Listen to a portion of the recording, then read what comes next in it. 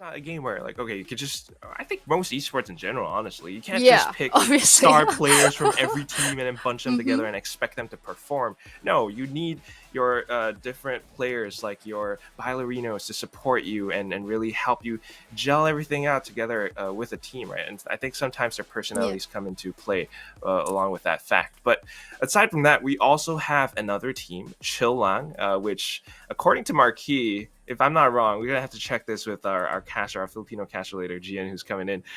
Chill Lang translates to just chill or like chill only. Ooh, So cool. the way Didn't that know they that. play, yeah, maybe there's Yeah. something to that. But also, I mean, these girls are not like completely new to FSL because I remember seeing players like Bakasi from like last Mm-hmm. year when the game just came out, and she's already been competing. So the fact that they're in this place, the fact that they've managed to come so far in towards the lower bracket round three, I think it says something. Yeah, absolutely. But it's going to be a clash of a team that has stuck together for so many opens and Chill Lang, who, put together a team just for wildcard. We have former members from Oasis Gaming and Galaxy Racer. And these names are big, and they do actually have star players like Mikasi on Jet yesterday was performing extremely well versus Como Revi Hearts right on Vine as well as Haven. So it's really going to be a matter of a team that's stuck together versus a team that you have a bit of star power, right? But not so sure if they can keep up that teamwork. And I think they will be looking at each other and going, oh, we'll probably have a Jet versus Jet duelist because both of these teams really rely on that agent. Yes, I mean, it's still one of those core picks. Like, that's why we had that question earlier on. But the more interesting thing is you're going to need an agent composition that suits the map picks. And Mm-hmm. interestingly enough, I mean, it's a new trend, I think, in FSL or at least in Valorant that Bind is a map that players kind of want to avoid. But Chillang, they love that map. It's their Yeah, they first do. pick. So I'm Yeah. excited to see what they've got. Yesterday in their match, they seemed very comfortable on Vine. I think they won 13-6, so it was like a double digit to a single digit kind of win. Mm. So we expect them to maybe take this first map, followed by Lightality Estelle on Ascent, which a lot of the FSL teams really love this map. Almost always. So, like, just Yeah. fun fact: I was doing some admin work last week for FSL for the group stages. Almost every single time, every team's just It's okay, Ascent, Matthew. right? Yeah, which one Yeah. do you want? Ascent. Let's go Ascent. Let's go Ascent. I think it's there for a reason though, because Ascent is just that map that can have that versatility for strats at the same time. It's long and wide enough that you can just kind of go for those duels, and it's something that's very familiar to all these teams. The fact that the way it's laid out that way, but this time. Lightality are the ones that picked it, so there could be some strats that they're looking to pull off. In fact, for this one, and I mean the fact that they're a team that has stuck together for so long, they must have rehearsed and practiced so much on it that Mm. I'm very curious to see what their agent composition is going to be, because that's something that might really change or affect the flow of the game. Absolutely. Really looking forward to this matchup. It will be a best of three before we move on to the grand finals. So to take us through Vitality Estelle versus Chill Leg, we have Kenchul Hey I'm Quack, who is going to be joined by the none other than Illustrato. Take it away, guys. Whoa, hey, I have been summoned. Hello, thanks, Tanya May. And it has been a wild past couple of days. I'm just gonna share. So if you guys want to hop on New World and hang out with us and play, just let me know. It's been a lot. It's been a lot of fun. And yeah, really quick. Did want to talk about the two teams you mentioned, Lightality, Estelle. They're the team that knocked my team out of the. Oh, no. Of the lower bracket, I mean, out of the upper bracket, and then we lost to G9. So yeah, they're a really strong team. Just saying, a very strong team. I'm expecting a lot of them here for today. I mean, they absolutely wiped us. All right, so Lightality Estelle, I think our final scoreline with them with the final map was like 13-2. And this is like with us with having set strats and whatever. They're a really good team. So if there's any team, I feel like going up against Chillang. And by the way, it's how you pronounce it is Chillang. Yeah, Chillang. Chillang. Yeah, that's it. Okay. That's what's up. There we go. And I feel like there's pretty good chances here. Chillang, I don't know. I feel like they're gonna struggle a lot. They have a couple of veteran players, namely Zinni and Mikasi, but I don't know if it's gonna be enough to go up against Lightality. Really? So we're really hyping Lightality up that much because again, like, I don't mean to bring this up again or anything, but yeah, Illustrato is Hashira's coach. He's been really trying to take these girls under his wing and to like get them into the game and like have some strats running and everything. But even then, somehow Lightality was just able to beat you guys, which is really really unfortunate. I was hoping that Hashira would be able to show up in wildcard and maybe get their slot in the lead. But man, Yeah, Lightality they were that blocker. yeah, no, they took us out in the upper bracket, and then we took a loss in the lower bracket. And by the way, I'm fairly certain this is public information now. Hashira has actually, at least the girls team, it's been pretty much disbanded. So No. yeah, unfortunately, well, I think you're gonna see a couple of really cool roster changes, though. Some of the players will be going into new teams soon, so that's gonna be interesting as the meta shapes up. I mean, the roster changes before Elite and all of that. So let's talk about the game here. Lightality still, we're going up against Chilang, and it is going to be on bind here. Game number 1, and this map pick, honestly, I haven't really seen too much of Lightality play on it, but if I look at their previous track records on it, they're actually pretty strong, and I wouldn't be surprised if they're just absolutely comfortable with this. They look like they're picking out that Brimstone, which is not something we see a lot of, and right? It's an uncommon pick. Normally you would either, I think at this stage, Astra or Omen, sometimes a Viper on a map like Icebox or Breeze, but Brimstone, you must have some kind of execute in mind because that's how this agent plays around. You get your 3 sky smokes that you can place simultaneously, plus they also last like a solid 4 or 5 seconds longer than your average smoke. Yeah, I do think it's really annoying when you go up against the Brimstone and he like smokes you out like for the whole round. So there are benefits of it, and him having like the biggest smoke is also a big thing. So there's a couple of things that are it's just that a stim beacon is absolutely useless. Like whenever I play Brimstone, I just don't buy it to save the extra credits. Yeah, well, if you kind of get the one refreshed every time, or you don't really need that combat stim. I don't think most players use that. Yeah, it's kind of one of those abilities that's still a question mark. I think it's the biggest question mark. I don't think there's any ability in the game that's as useless as the only time that I might actually want to go for combat sim is like if you go for Ares or Odin just to boost your fire rate for whatever reason. Maybe, or like if you're holding on a site and whatever you want to. Yeah, but it's very situational. It's very circumstantial here. But towards B site they go, looking like a straight up hit here as all of the members of the side of Chilang gonna gather and group up, but in Nano Swarm, they actually managed to find a kill. Lightality. One for the time being. And Lightality really putting a stop to this, but as soon as that smoke dissipates, you can feel the rush happening pretty soon. There's an execute that's waiting to pop off, but it's only 3 players basically approaching the site itself because there's Sage, Adamame, if I'm not wrong, she's heading it towards A short. Yeah, I think the hope there is to cut off any rotation of anybody going through teleporters, but I don't think it's going to be needed. Going to be greeted by nobody. Mikasi gets 1, but that's it. The only player left standing here is Edamame, and she was going for this long flank or this like rotation cutoff. Unfortunately, doesn't really get a sense on anybody here. Has an idea that Hearth may be here, and they're going to start off with the duel. Edamame actually does get 1, but 15 seconds left. I don't know. She has to die, by the way. She has to actually die. So if you're Lightality at this point, what do? Do you just like avoid her at all costs? Don't kill her. Yeah, actually, because there's just no way.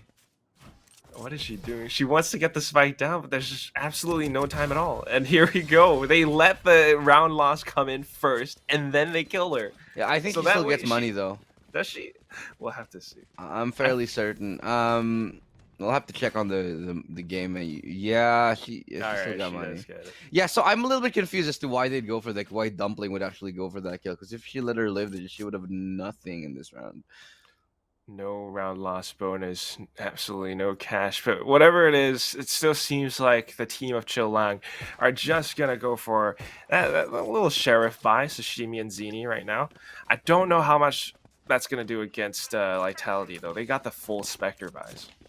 Yeah, the Spectres here on Bind, pretty good. But, you know, on a map like Bind, the pistols, they can do a lot of damage. The classics hell with the right clicks. I mean, if you get into the right angles, into the right spots on the map, you'll be able to pop some heads.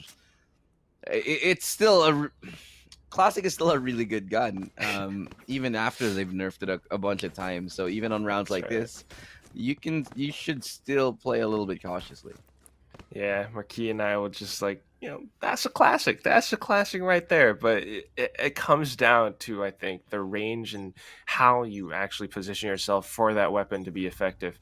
On the other side, though, it's actually interesting that Lightality's Brimstone is somewhat effective, right? You just have to be in range for your Sky Smokes to be deployed. But for now, I think Chilang trying to go for a little bit of information. They're going to get denied. Losing one player that early on, they haven't been able to find an opening thus far. Yeah, nothing thus far. Ademame looking for those right clicks. Lucille and Elerna will be taking them down one after the other. Really good swing and counter swing right on top of it. There is one player left standing, Maitsu. And in a 1v5 up against Spectres with only a ghost. Best you can hope for at this point is to maybe get a plant and a kill. But I just do not see that happening. The crossfires are already set up right here by Lightality. I mean, even on the A side, you got two players that you just need to look out for. Maybe she gets Dumpling, but after that, it's not even going to happen. Dumpling's just that sharp, and that is why Lightality, they're this team to be feared. That is why you've been kind of hyping them up, and they're really showing that they're capable of it. I mean, both sides right now, their agent compositions are, I guess, somewhat standard. Interestingly enough, I haven't really noticed this until now. Chilang, they're going in with two Sentinels. You got the Cypher in Mikasi, and then you got Edamame as Sage. Do you think that that's a wise choice? Or Yeah, I think it's absolutely fine on the if you're starting on defense. It's a little bit interesting that you do it on when you're starting on attacking side, though. But you know, it works out, I suppose, if you've got the strats prepared for it. It's not too bad on Bind because you need the Sage Wall towards the pushes anyway. But Dumpling with a big double. It's a couple of players right there. Mitsu and Edamame, they go down. Those are two rifles away. Zinni getting a trade frag over there through mid. Now, what is interesting to me, and I do want to point this out, this flank that's coming in here. They got a double flank on the market side pushing in already. That's going to be two players that they have to watch out for. They might expect one, but maybe not two here. And spam through the box. Zinni gets another. And that's going to leave them a little bit more time to go towards that side here. But still the flank coming in hot. They have to hold this site. And that's Lucille to find the kill on Mikasi. And the planter goes down to swing out as well. Right timing. Sashimi getting another. But that's going to be the round here. Lightality Estelle with a great flank and a great retake. just absolutely pristine. I mean, now they're winning this bonus round. They get the weapon upgrades as well. Their economy is flourishing. Chill Lang on the other side, I mean, the retake was great from Lightality, don't get me wrong, but that was kind of a weird round, honestly. You had the Sky Smokes pop from Lightality, but for some reason, Meitsu, I think, they still decided to try to push past it. And they kind of did it dry, right? That's the thing. You need some kind of utility, like a flash or something, to aid you if you're going to push out of a smoke. If you do it dry and your opponents are just watching that angle on the other side, yeah, more often than not, you're basically walking into a slaughter. I'm not even sure I saw a recon actually on top of it right there. Oh, nice shot right there. Sashimi. Damn. Okay. It is one. You needing to get quite a few more right here. And this angle, those guns can be very dangerous. The sheriff can still pop your head off clean. If you get a little bit too close for comfort, Hearth realizes this has to fall back. Now it's still a 4v5 though, and there is a lockdown for Lightality. I still favor their odds very much, but I think the rifle is going to be recovered, and indeed Mites is going to be picking it up. And with that rifle, she could do some damage, but taking a look at the minimap, it feels like what Chilang want to do is to make the hit on the B site. Where, I mean, taking a look at the numbers advantage right now, the fact that they only have 4 players left on Lightality side, you got to divide those forces by 2. If like 5 of Chillang's players just overwhelm the B side completely, they should be able to get this. Recon Dart coming in just to help them with a retake, but it's timed nicely alongside that paint shell just to force them back. The spike is going to go down here. Got a couple of players already pushing into elbow. Zinni with a nice shot onto Eterna. They still have a couple more players to deal with. Lucille, knowing how dangerous this angle is, there's actually 3 players stacked up here, and that's a triple swing. No chance in hell you're getting through. 2v3. Hearth hanging on to that Phantom will look to contest elbow. They know they need this map control, but they only have 1 player left. With that shot on the Sheriff, Dumpling goes down. Now Hearth is the only one left here and can't even win that duel. Meitsu wins it, and that's going to be a very, very good eco round here for Chilang. And that's incredible stuff. I mean, to start things off, Sashimi with the Marshall outside of showers, and then that allowed them to pick up the weapon. Aside from that, maybe a little bit of a lack of adjustment from Lightality. They still had 2 players on each side anchoring down, and they kind of gave up a lot of space on the B side, right? No smokes, no utility or anything in towards Hookah or Octagon even. They just stood towards the back of their spawn, and that allowed for Chilang to walk in. And once they had that, they set up for those perfect angles. So coming into this round, I think Lightality need a little bit more aggression, right? Yeah, I agree with you there. With them just like straight up walking in Chilang, I think Lightality Estelle was able to get too many fights in for free without getting punished, or without having to use utility to challenge for map control. Like the first fight was in showers in that last round, and getting close and personal like that in showers, you're asking for trouble up against sheriffs, and the first peek up against the Marshall actually was just really a good idea, and they committed. They doubled down. They went over showers. They went into those close range angles and slowly crept their way towards closer and closer angles that eventually Lightality still was forced to take fights that they didn't want to.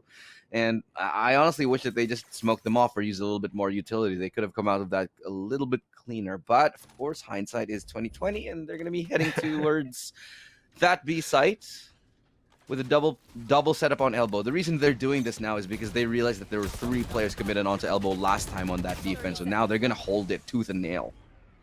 Well, tooth and nail certainly works out for the time being. They managed to weaken that approach. They took down 1 player, and here comes the defending lockdown. They know that they're going to be trying to push past it, and that's going to be Alama with the double sprays, just getting that conversion. And with the detain, she knows that she can push out, gets the recon, and now is looking for that final nail in the coffin. They get this round, and Lightality once again proving they're actually able to read the games pretty darn well. Oh yeah, that was a good read. I mean, that double stack and elbow again, just to prevent them from taking down the elbow control yet again, stop anyone from pushing into that and destroying the lockdown. I really like that move. What I do want to know is if Zinni actually had her ultimate before the lockdown came on, before that round ended, because she might have been able to destroy that lockdown. Or did it just come up now? I didn't really notice.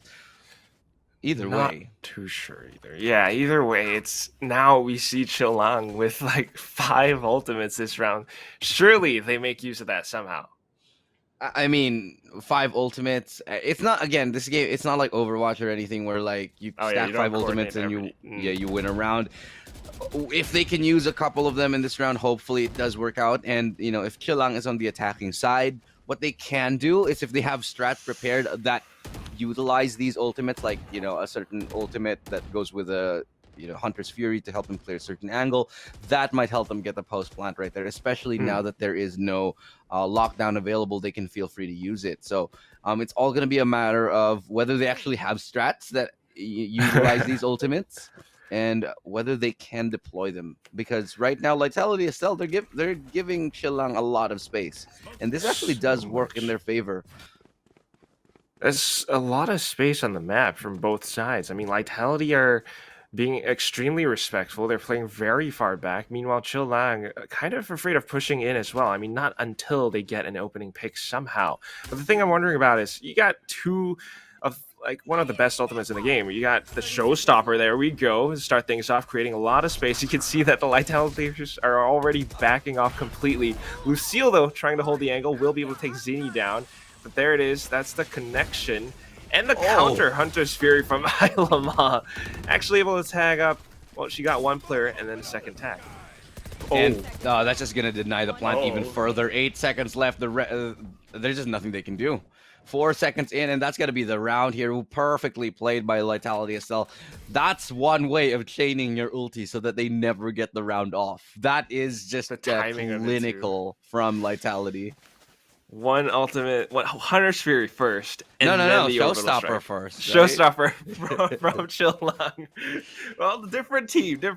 Right, You know, it's that catalyst to start things off. They wanted to go in, but I was thinking like they could have had some kind of execute, right? Chilang, if they had the Showstopper plus Zinni somewhere towards the back, Hunter's Fury to maybe cut off some rotations or just block off some areas, and then they might have better control. But then again, that's kind of what Lightality's playing for. That's why they're playing so far back. They've got the Hunter's Fury, they've got the Orbital Strike. They're playing retakes right now.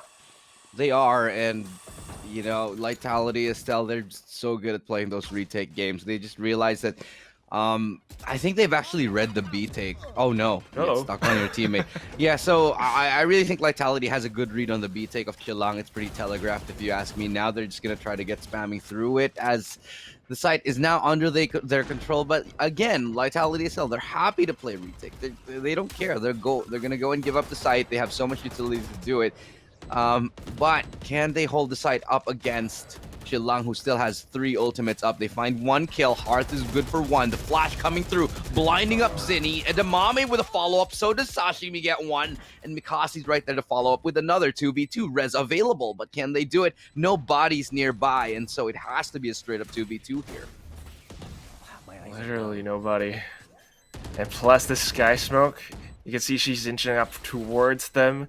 Dumpling is in a prime position to just absolutely spray them down, and they just don't have a beat on where the spike is. Dumpling gets the double to finish things off as well. This is absolutely devastating for the Chilang girls right now. That's heartbreaking. I mean, I think Edamame was jump spotting, trying to see around the corner, but no chance. They just couldn't get, yeah, and it was very risky to play it's very risky to play double B long, especially if you know there's a Brimstone on the other team. I always say this to any team I'm coaching is like, okay, if you're playing retake, don't play like a long angle, like, or a far away from site if you know that if there's still a smoker on the other side. At least have one on site, like, unless you have like, you know, Hunter's Fury or something, right? Or like a Sova. Yeah, but Sova was dead. Or the Cypher Cam, even a Cypher Cam just to help spot the bomb would have helped a lot, but it's not happening. That's the thing. So it's really putting question marks in my mind. Why are Chilang playing this way? Zinni has had the Hunter's Fury for like the past 3 rounds now, but she hasn't used it yet. And here we go. They're trying to make an A hit this time, but just rushing in blind. Dumpling right on the other side will be able to secure the kill. Combat Stim gets dropped, and now the Incendiary pop just to block them off. They will not be able to push in towards U-Haul. Yeah, this is, again, another instance of them knowing what map control to just give and what map to take here on Lightality Estelle side. Good shot. Mikasi has managed to creep up all the way towards triple. Eventually, BL is able to get a couple of really good kills, and that's going to be the final kill from Dumpling in the round. 7-1.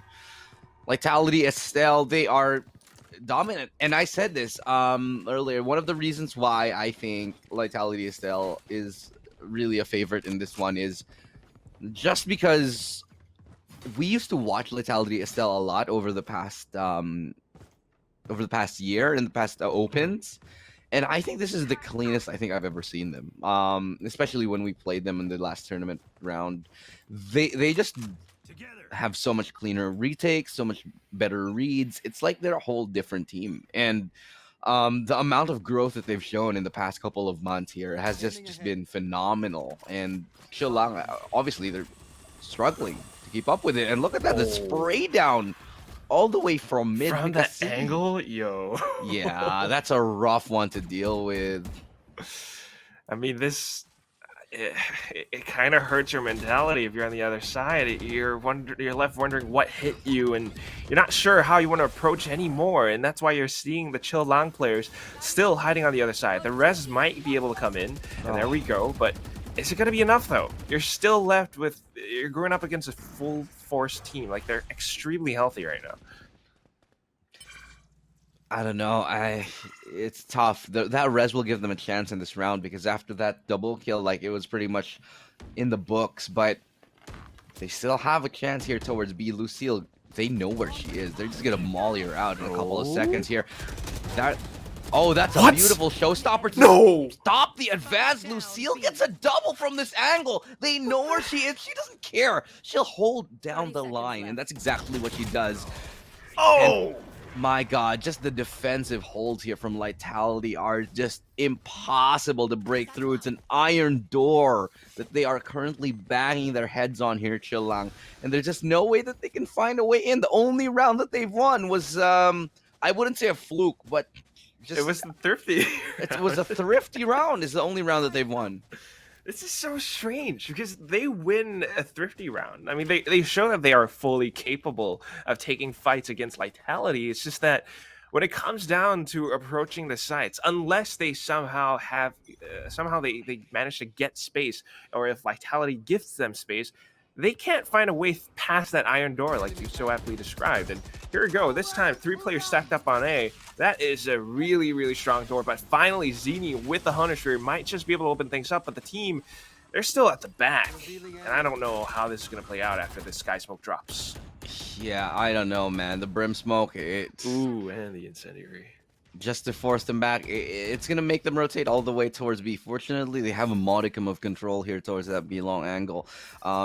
They have one player holding it, and now everybody else is going to come in. But this Sova and Killjoy lineup here towards that B site, it's so difficult to deal with. Now Lucille has to come up big. Does get one, looking for more. Showstopper coming in, and it's going to be good as Mitsu finds that kill. Now 3v4 retake. This is the best chance Chilang has had at a round in quite a while. They need to convert this. Perfect Sage Wall setup as well, and this just makes it that much more difficult for Lightality to push past Halls. They're going in with a run it back though, and if she's actually able to get a couple kills, that might be big value, but a little bit of a whiffed, scuffed curveball. She's going to run out of time, and now the respawn goes back in. They've already got her number. Meitsu with the Quadra at this point. Hearth, though, all the way from Octagon, is able to do a little bit of damage. They're just trying to force her back and buy extra time now. She's got one blast pack to work with. Might be able to rush on this side, but that's way too risky. And there's the ace. Meitsu just hunting her down. The headshot to finish things off. Okay, that's a great round here from Chilang, but it's off the back of an ace for Meitsu. This gives him a chance back into the game. So when one of your best players gets like an ace, that's certainly one way to motivate your team and like emblazon them into the upcoming ones. If they can find an 8-4, if they can find 2 more rounds in a row, Chilang, they do have a chance if they can get those last 2 rounds. But if it ends up in a 9-3, hell, God forbid if it ends up in a 10-2, then it's a little bit too shady here. Way too steep to climb back from that. So hopefully it is going to end at 9-3, maybe an 8-4. That's the best that they can hope for, but it's not easy at all. Still, though, the B side has seemed to be...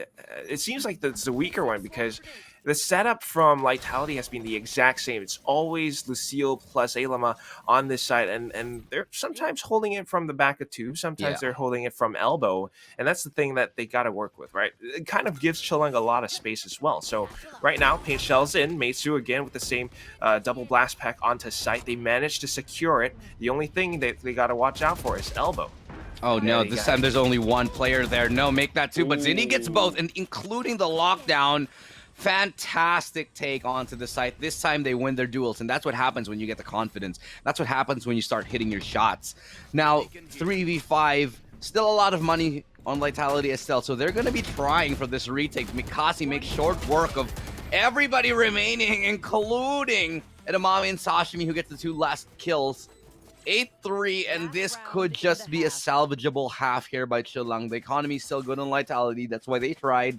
And still, if they win this round and if Chilang wins this round and the pistol in the upcoming one, again, it's still a chance. It could be an 8-6.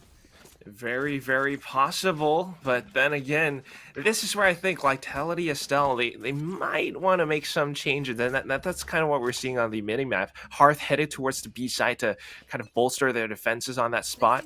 Meanwhile, Chilang, they've recognized that B seems to be weaker for now, but will they anticipate an extra player on the side itself? Wait, where are they going?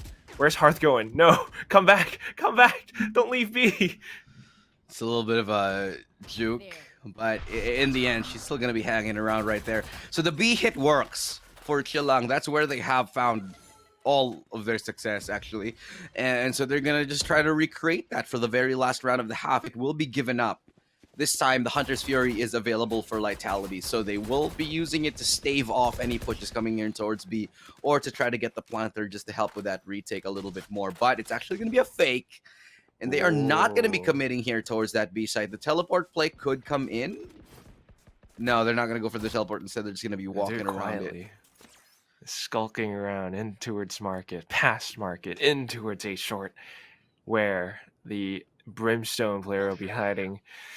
Of course, Dumpling kind of has an inkling of where they might be. Sky Smoke's popped, and if she has the perfect angle, if BL from the other side of A has that same angle, she might be able to stop this, but Blast Pack's in, and now Dumpling has to back all the way off. But BL's still good for 1, though. That's quite impactful. Meitsu will be able to take Dumpling down, and they might be able to get the side off at this. Hunter's Fury popped a little bit too early, I think.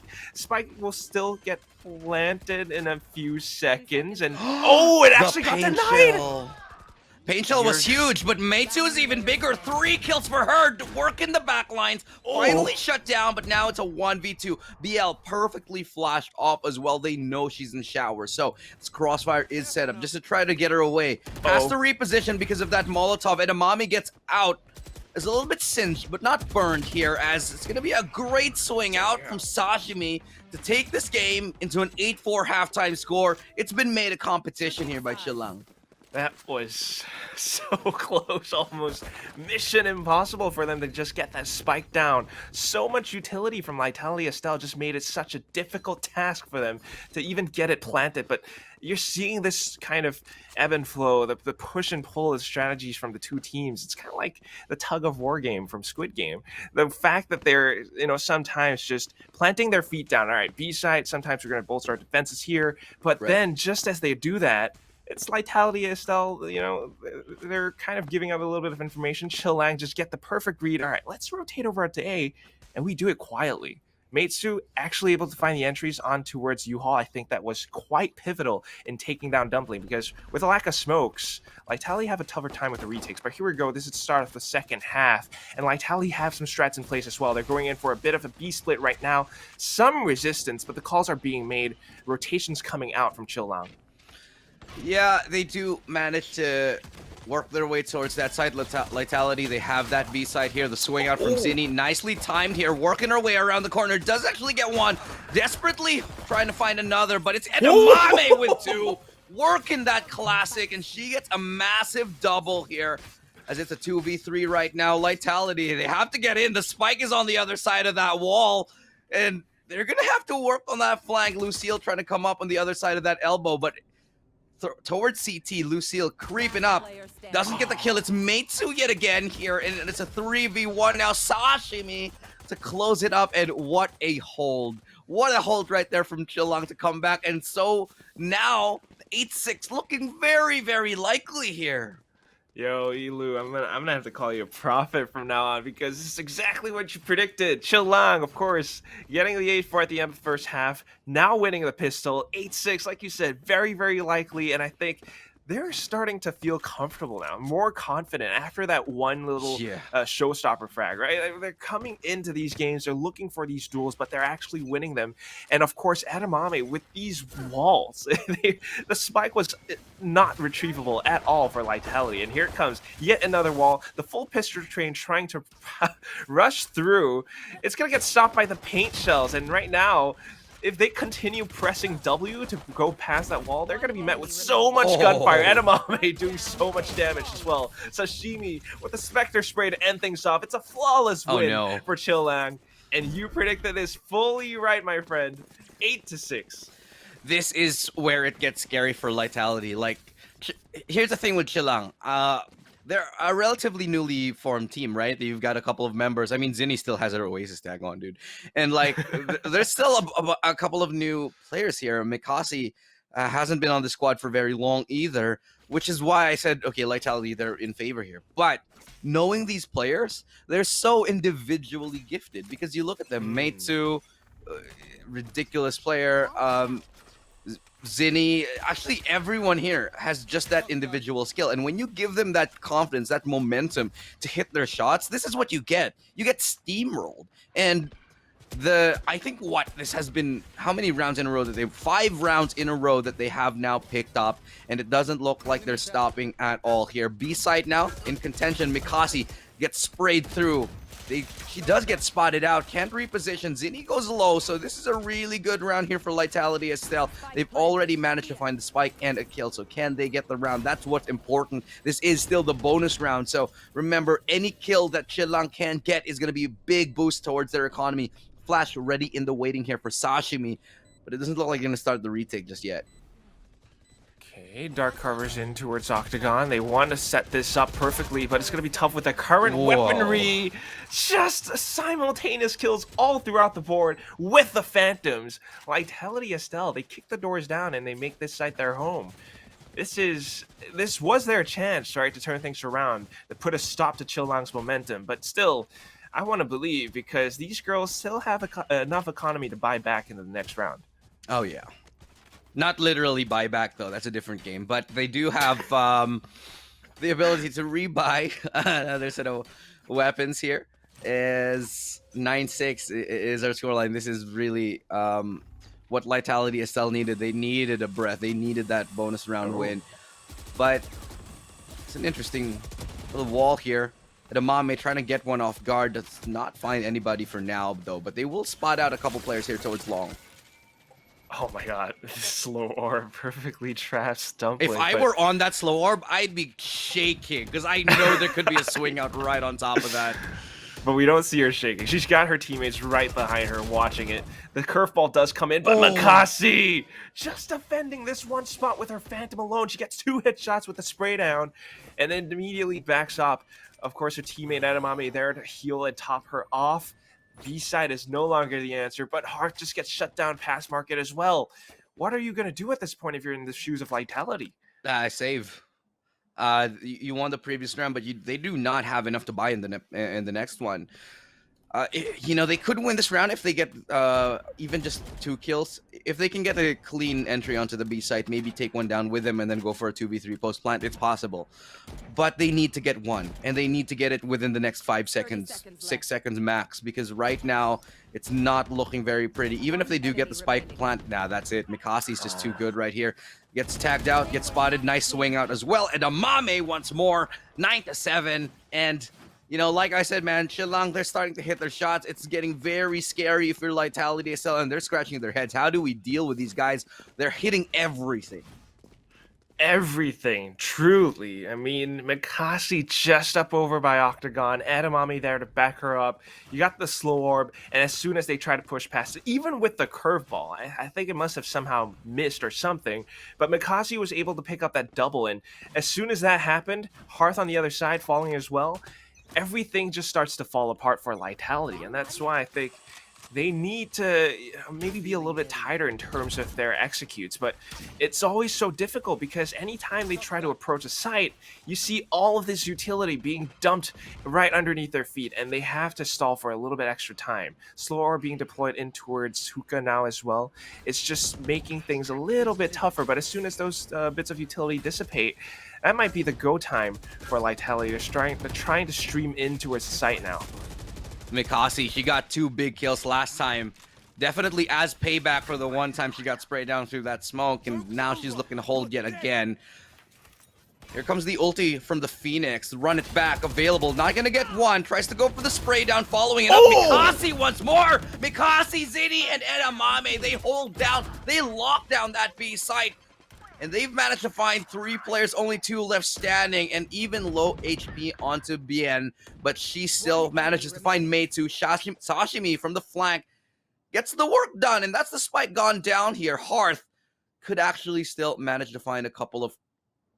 What's Edamame doing? They're just hanging out. They know that they have the camera keeping them safe anyway, so they're just gonna chill here into Chilang sa tube. Chilang. So maybe you get a roast going and cook some sisig or like lechon. Oh hell yeah! I heard he took it to a good Filipino place. Yeah. Oh man, it was so good, so good. But things are not looking good for Hearth right now. There's no way they're leaving this tube, dude. They're just gonna stay in here. Hearth is just nothing to do. Oh my god, she doesn't even want to risk it. If she tries, she might lose her Phantom. They're just hopping around, firing a couple of blind shots into its hull, but this is truly Mikasi's game at this point. I mean, look at how she's moving, how she's getting the sprays through. Every single shot from Chilang has been accurate thus far. I mean, it started off a little bit shaky, but now that they're on the defensive side, especially that they've got this double sentinel setup, it's so difficult for Lightality to find a way to break through.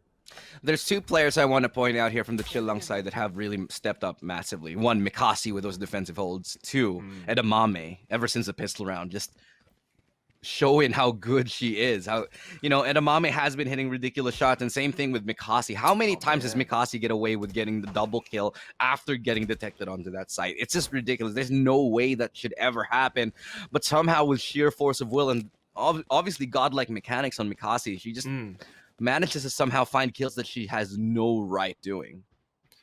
Really, really sharp. I mean, the way that she plays sometimes with Edamame as well, these girls are 2 peas in a pod. But again, now she's reading the situation, right? Like, no pushes in towards A or anything. All right, let me try to rotate towards B and maybe see if I can get anything with my camera. For now, information from Hookah, Meitu with the paint shells as well, just to stop them from pushing past this. They're able to find even more frags. Mikasi right now in towards Octagon. They know Lucille is here. They know that there's a player in towards Hookah as well. The spike carrier is killed. Things are just dropping, and I don't see how Ilma is able to do any more. What? No! Get it! Oh Okay. no! Why did she pull out her smoke? Did she pull out? Did you see that? She switched to her smoke after getting shot. I think maybe she was thinking she's like Jet and like could dash out, because that's the only reason I could think of that she would pull out her smoke. But rifle is recovered with 12 seconds left. Ilma might just go ahead and save this. That's kind of a win. It's kind of a win. You Oh, got a yeah. free rifle? All right, not too bad. But still, it's a little bit of weird Little things bizarre. happening. Actually, I have no idea why she would be pulling out her smoke when she's alone on the site and the spike is actually whatever. You know, 9-9. 9-9. 9-9. Let's go. Cool. No doubt. All right. Let's see what Lightality has right now, because they've got the full buys. They got that free, Sashimi's just being nice, donating a free Phantom for them. Maybe they can make some magic work with that, because right now the score is completely tied up. Right. Just, again, a massive comeback from Chilang, and not a comeback I thought would be possible, especially not on Bind. But I really think that Chilang takes this map for one reason alone. First of all, Mikasi's insane, and they have 2 sentinels to actually hold the sites on the defensive side. Lightality is still, they can't get a word in. They can't get a foot in the door onto any site, and every time they do get one, the retake is just so immediate.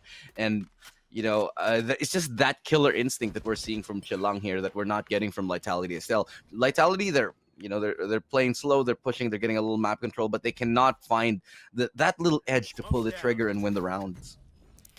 Yeah, not yet, but now it seems like they're setting up for this A hit. And could be a full-on execute.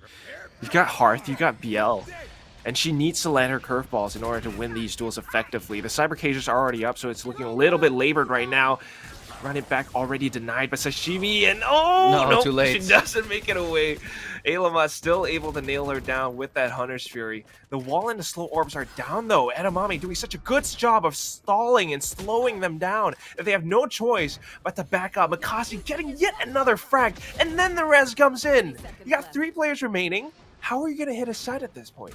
Look at where Mikasi's gotten into, all the way into teleporter here. And if they do go towards B, it might just bite them in the back. Chilang, Edamame yet again finding the late rotate onto BL.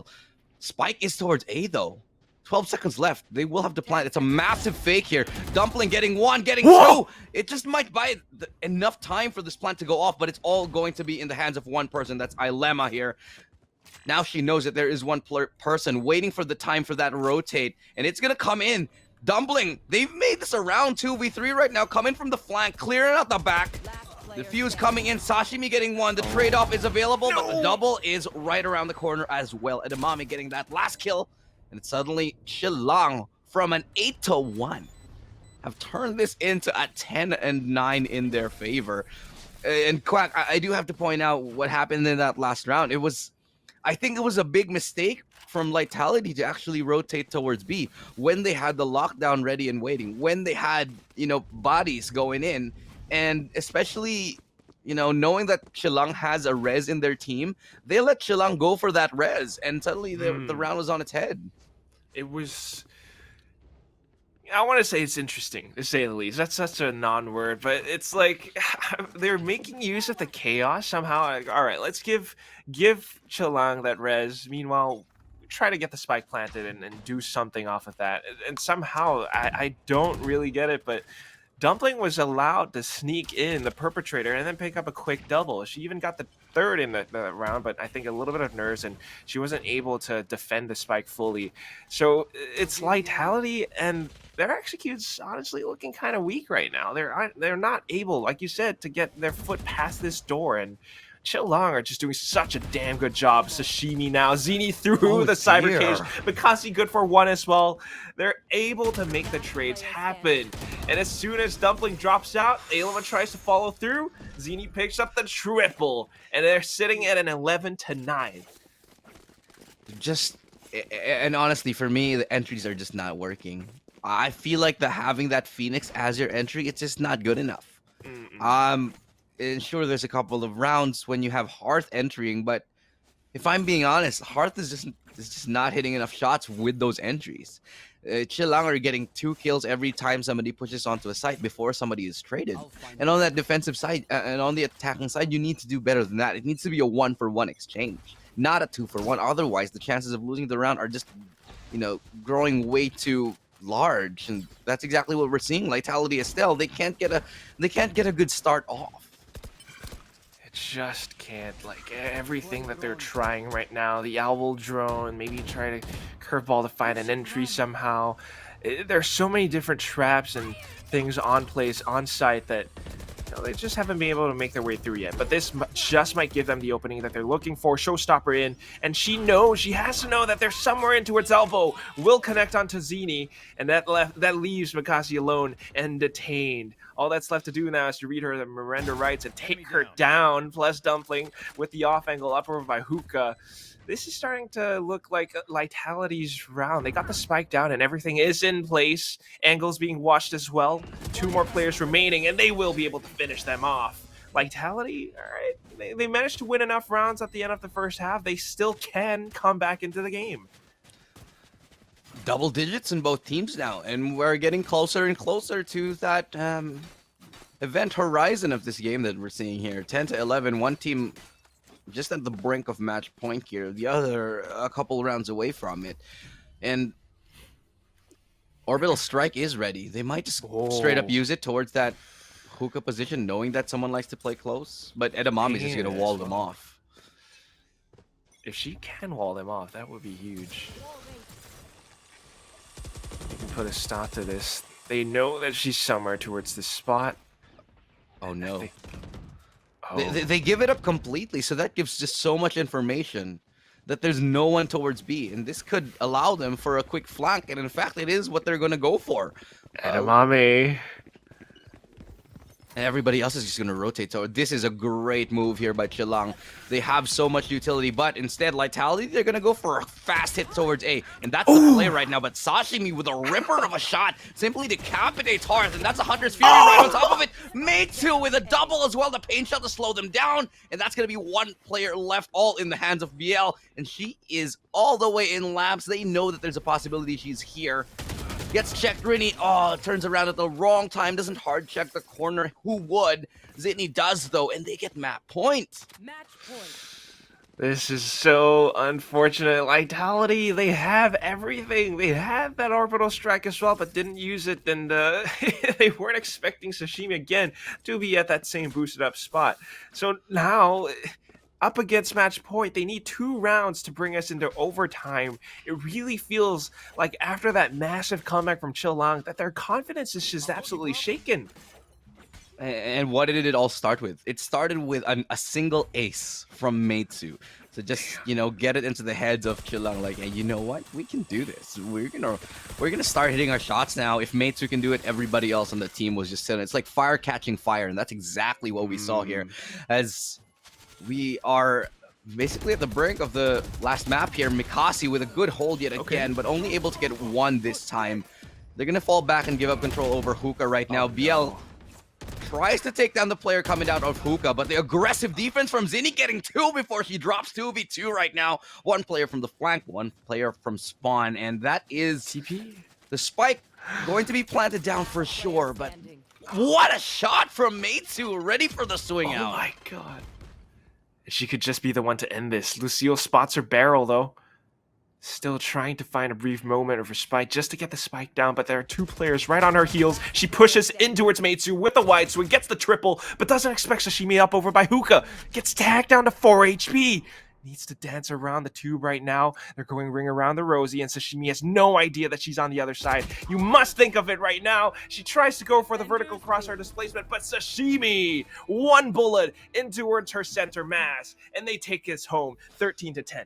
Yeah, not enough HP to make that play work, but still a good idea to go up and look for that headshot angle. Just swings a little bit too wide at the end of it, but still, what a game. Great plays here all across the board. Chilang, they take the first game in a massive comeback. A reminder, the score was 8-1, and somehow they dig themselves out of the trenches and into the path of victory here. As Lightality Estelle, they're left rocked, wondering, where did we start going wrong in this game?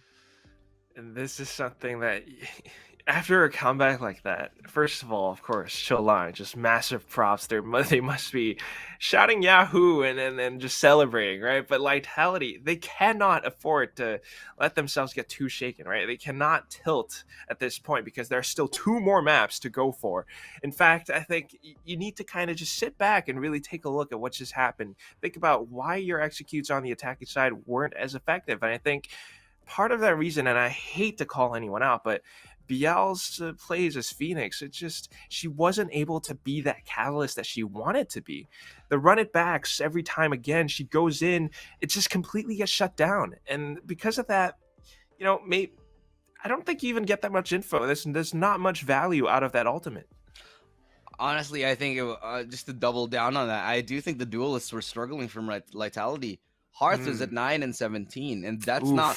And sure, she's a duelist. Her job is to go and get those entries in, but you want those 1-for-1s. And then they weren't coming. The trades just weren't happening. And every single time that we saw Hearth go in, it was either a quick death and some info to her team, but never really the opening kill. If you look at the first bloods right now, she's only gotten 2. Meitsu's found 4 on her side, and Mikasi as the Sentinels found 3. So if you're sitting below on first bloods, if you're sitting below the enemy Sentinel, you know something's wrong. Yeah, that's the question that they need to ask themselves. Like, what's going wrong? How do we fix this? And hopefully they do that just in time for the next map, because the next map is their map pick after all. It's going to be Ascent, and we have, of course, Chillong picking the defensive side. Meanwhile, Lightality will be starting on the attack. Maybe, I don't know, something to do with agent compositions. Maybe it's just nerves or something, Yeah. whatever it is. It could be just the fact that it's morning, right? You're gonna get a cup of coffee in yourself, but whatever Who it is, they need to figure that out. whose map pick was this again? Chill on. Geelong, yeah, I'm not surprised. Okay, first of all, I don't think I've ever seen Lightality, even in scrims. I think I barely see them play on Bind. And so this was an outcome that I'm not really entirely surprised about. Mhm. I'm very surprised at how close it was, though, and how good of a match that we just saw. But, I think in the next one, Lightality still definitely will pull back and do a little bit better if they can reset that mental, getting come back from an 8-1. So I do think we do have a little bit of a intermission, a little bit of a break before we go into game number 2. So yeah, we will take that breather. Once we do return, it's gonna be game number 2 here. Will there be a comeback for the side of Lightality still, or will we be seeing a 2-0 for Chillang's favor? That's gonna be answered once we return from this. Don't go anywhere. Valorant Game Changers will be back. Chillong taking a very, very dominant victory in the very last half of that. They started off a little bit sketchy and taking an 8-1 score lineup against Lightality Estelle, but Lightality was able to come and start strong, but eventually lose that tempo that they did build up. I'm Illustrato. Joining me on this panel is Quack. And, what a comeback we just saw. Game number 2 is coming on in. And I think at this point, Quack, we can both agree that we have just absolutely no idea what the hell's going to happen next.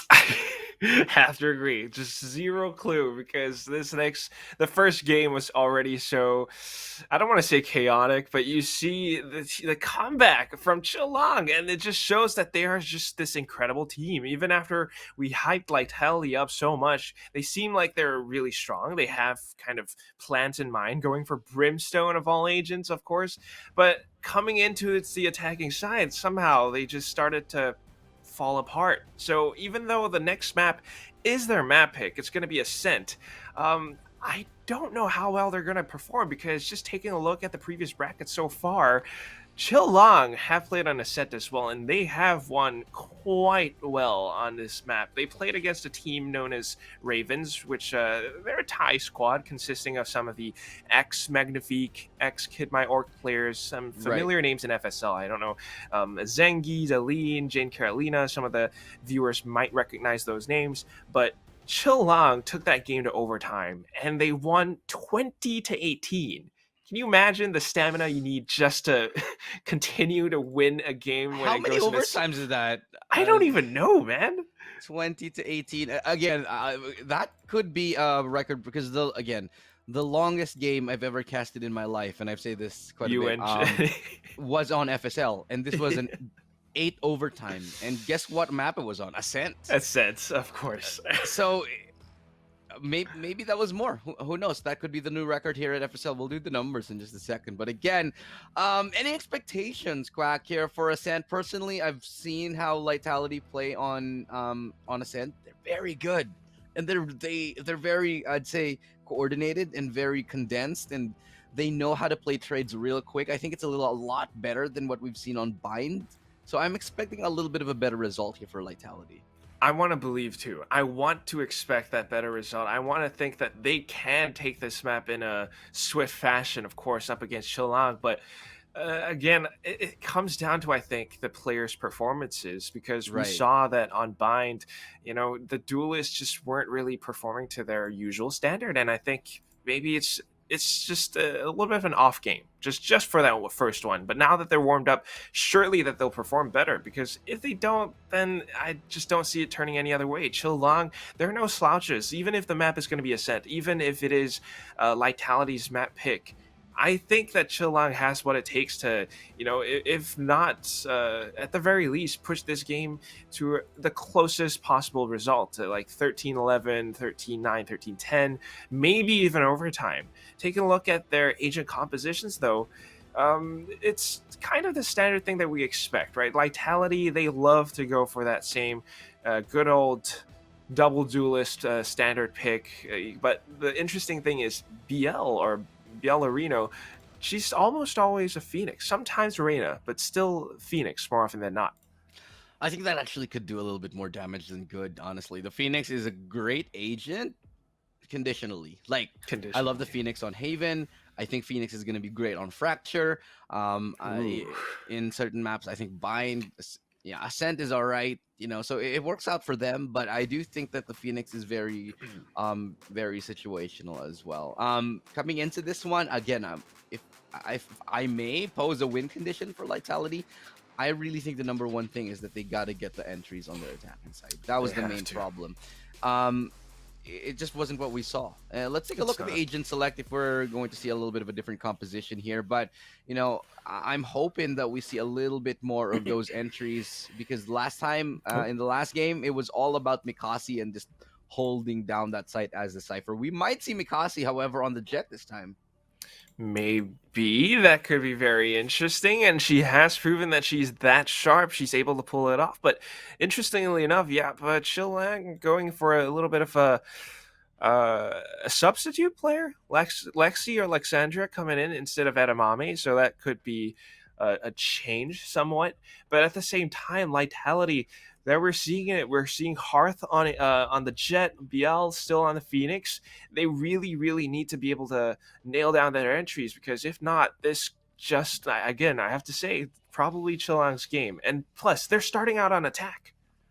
Yeah, starting out on attack is definitely where you want to be here if you're at the Chilang side. It's the round that it's the side that you won the last game on. Select your agent. It's the side where you really can sort of play at your own pace, try to figure out the defensive strats. Oh, sorry, no, Chilang starting on the defense. Mm. My bad. I totally read wrong. Okay, yeah. So this is good for Lightality because now Lightality can start and run their strats the way that they want. If they have special strats on the attacking side, they can start off with those plays. If they have a pistol strat, they're going to start with that. So hopefully we will see a lot more prepared strats from Lightality Estelle. Again, this is the same basic agent composition that they've had pretty much for every game of Ascent that they've run. And I don't know. Like, it comes down to the entries. Again, like, I hate to repeat points, but that's really what it comes down to. If they can actually perhaps find an entry towards A or B, come in with the flashes and actually find the opening picks, then it would be their game. But seeing how Chilang has already set this up, especially with 3-stack towards the B site, you got the Sova who can get information. At the same time, you've got all that Killjoy utility set up. It's not going to be an easy feat at all for Lightality ahead of them. Yeah, definitely not. On a map like this, man, just all bets are off, man, and all cards are on the table. Like it's very difficult to predict an outcome. I think some of the craziest matches in Valorant history have been on Ascent, simply by the nature of the map. Like even in VCT, SEA, or actually even the local VCT, it's always Ascent where ridiculous things happen. This is where Team Secret, aka Bren, got stomped by Paper Rex, and the next time Bren stomped Paper Rex? Stomped them. It's just like you just don't know what you get. It's a mixed bag. Freaking sometimes you get a 3-0, sometimes you don't. I don't know. It's one of those things that it kind of comes down to your individual performance. Like if you're able to perform that consistently, and then yeah, sure, you definitely perform on this map. But if you don't, if you scuff and you whiff, you mess up your curveballs, your flashes, you end up flashing yourself, you end up flashing your teammates. Yeah, that's the worst possible I've outcome. been on the receiving end of that on comp like way too often. Quack, I didn't actually get to ask, what are our predictions on this? Oh man. Hell, I'm gonna go Chilang on this one. I think they're gonna take it 13-10. I'm just gonna go opposite, but regardless, okay. I really do think the game will probably still go to that kind of a round difference. Like 13-10 seems very likely because it's Lightality's mapping. They should be good on this. in my head, it's Lightality to win this.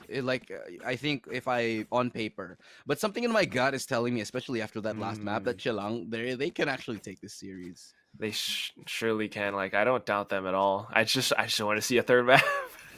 Again, like, it comes down to this map because if Chilang takes it, then Lightality are gone. There goes their hopes and dreams of making it to FSL Elite. And they've worked so hard, and they tried so hard, and they come so far just to make it to this very moment. They win this, they go into a third map, they stand a chance at, again, continuing on in towards FSL Elite. And again, they're a squad that has been together since the very first FSL Open, and that says something. So coming into this right now, it's a bit of a B split. They're going fast and heavy, and they want to take Zini down. The shock dart, will it connect? Nope. She actually manages to get away, but BL is right on her heels, and they're looking to take them down in towards Boathouse. Makasi has something to say about this, though. The frenzy sprays come in, but it won't connect onto the second person. Iloma BL Areno, they take control over the site. So how does this retake play out now? Am I seeing this right? You got a flank on a flank. You got a flank on a flank. Dumpling is coming in from the defender spawn. Lexi as well as the random player they're coming in from Speedway, but I don't know if that's going to be able to work out for them. 3 players on the site itself. She went in alone. Meitsu will be able to get the first headshot, but then Lucille just takes it away from her. So Lightality now, starting out with the pistol win. Do you think that's indicative of anything, Elu?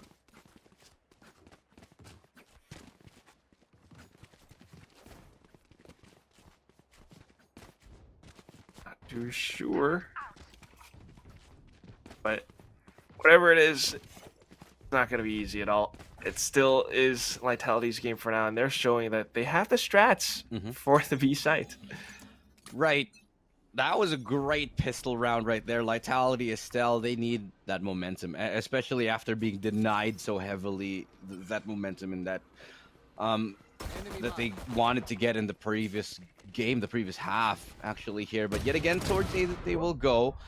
That's BL to find one, and oh my god, she was blind, but with the spray right there, that's what we've been looking for. We were asking for it over the halftime, dude. We need those entries to come through, and this is one way to get it started. Right now, the Spectres certainly will work wonders for Lightality. But then again, what happens after this? Still, though, for now, Chilang trying to do whatever they can, breaking past the door. Do they know that Lucille is up over by this corner? She sees her arms, and she's going to take her away. Zini up on heaven, the last player alive. She gets flashed as well, and Lucille's just going to hunt her down. Of course, Lightality taking this round, and they managed to make it away almost unscathed, right? Hearth maybe getting taken out, but she is the entry after all, and that can happen. But other than that, their economy still looks pretty darn good. I'd say it's a healthy buy. Lucille can actually even drop a Spectre. This is going to be a full bonus round here for Lightality. They're just gonna try to get as many kills as they can, hopefully try to win the round. And again, on Asante, Spectre is very, very deadly. If they can get those hey, you know what I just noticed? They finally have changed the observer in Valorant. You can now press QWER. 1, 2, 3, 4, 5. That wasn't the thing before. It was not. 1, 2, 3, 4, 5, 6, 7, 8, 9, 0. Unless they rebound it. I have no idea. Anyway, that's the early run it back coming in. It's only round 3, and BL has it already. Trying to get information to spawn. Nobody there, and so it's going to be the open B site. They have to deal with their flank, though, but they're already prepared for it. So it comes down to the full retakes, but weaponry on the side of Lightality a little bit weaker as compared to the Phantoms.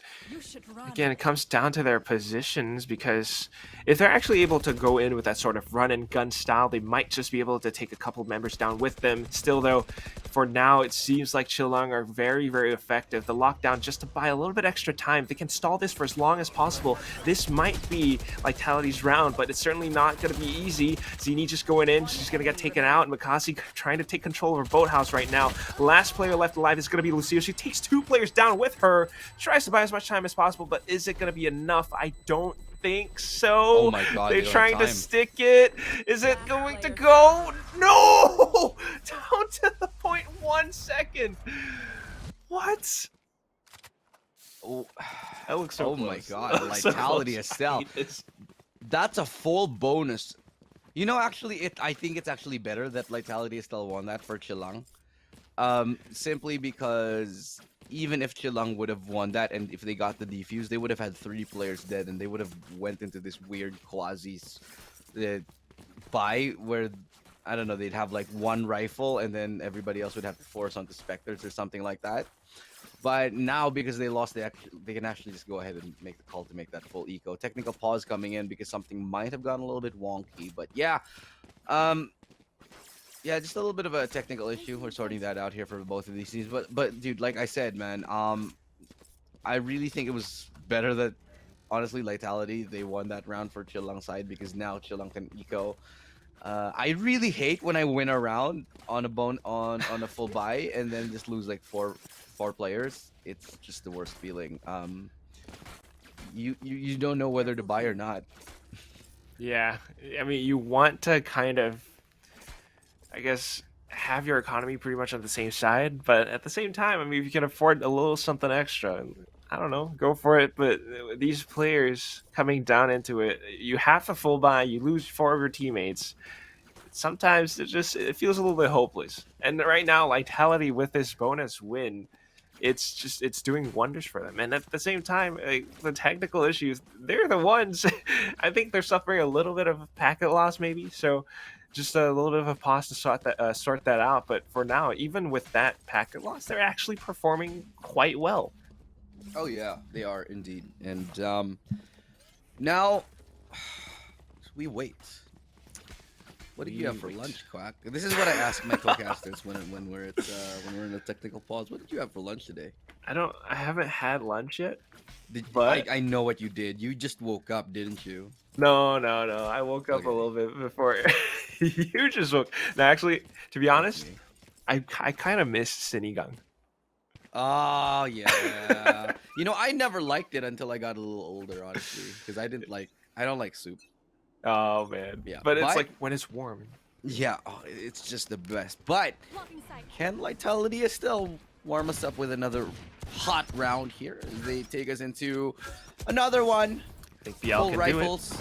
do it. BL looking for that entry. And that's very weird and questionable. Mikasi gets 1. Sashimi follows up 3v3. And good shock dart placement right there from Zinni, getting the timing on it absolutely perfectly. Chef's kiss on the shock dart. 2 versus 3. Spike will finally go down. Yeah. But they're buried on site. They're only backside. They have no control over where they go. They are in a very, very bad spot here. Chilang can very much. That's a miss recon. Uh-oh. They got the guns. Oh no. Okay. Well, yeah, after they picked up the guns, this retake was done, especially because they were only backside. There's just no way that they would get through it, and they even had another player coming up from heaven. I just didn't see that retake. That was a big misplay, I think, by Lightality, Estelle, honestly. And I don't want to say it, dude, but BL needed to have done better than that. She was like running and gunning, and a little, yeah. And I know she was on the Phantom, and you can do that, sure, but like she needed to at least get 1 because there were 2 players from Chilang out in the open. They needed to have at least 1 on that one. And I think again, yeah, same thing. Like, I don't want to hammer on BL too much, but that's Lightality's strategy for now. It seems like it really centers around these entries. If they can't get it, they don't have space, then they won't be able to get the spike down. And right now, just even trying to get in towards A main, they get met with that little bit of resistance, and things just completely fall apart. They lose their Killjoy. Spike was dropped. Now it takes so much time just to kind of recover and try to find another strat to break onto site. They go in with the owl drone, they kind of spot things out a little bit. They know that there are players in towards garden. Do you still want to go towards A at this point? Shouldn't you be like trying to rotate, find another avenue of entry? Yeah, I think so. Especially now that they're Oh, okay. wait, Okay, what? all right. Now they go. Now they go after that shock dart coming in right, but they still have to deal with one. Nice swing out to the mate, getting one from heaven, is able to dismiss out of the picture. Now bringing us to a 4v3. They do have the lockdown if they need to be deployed. If they need it to be deployed, still. It is the spike planted. Nobody in B main, and they need to start working on getting somebody there. But oh, the damage coming in through that wall bang is doing certainly a number onto one of those players. Now they finally committed that lockdown. They have Ilema towards that B main angle like I was hoping for. The recon will maybe slow the pace a second. It spots two, but unable to get a kill off the back of it. Now they have to retreat and get off the site, but it's just not going to happen. The retake is just too good here. Sashimi with the double kill.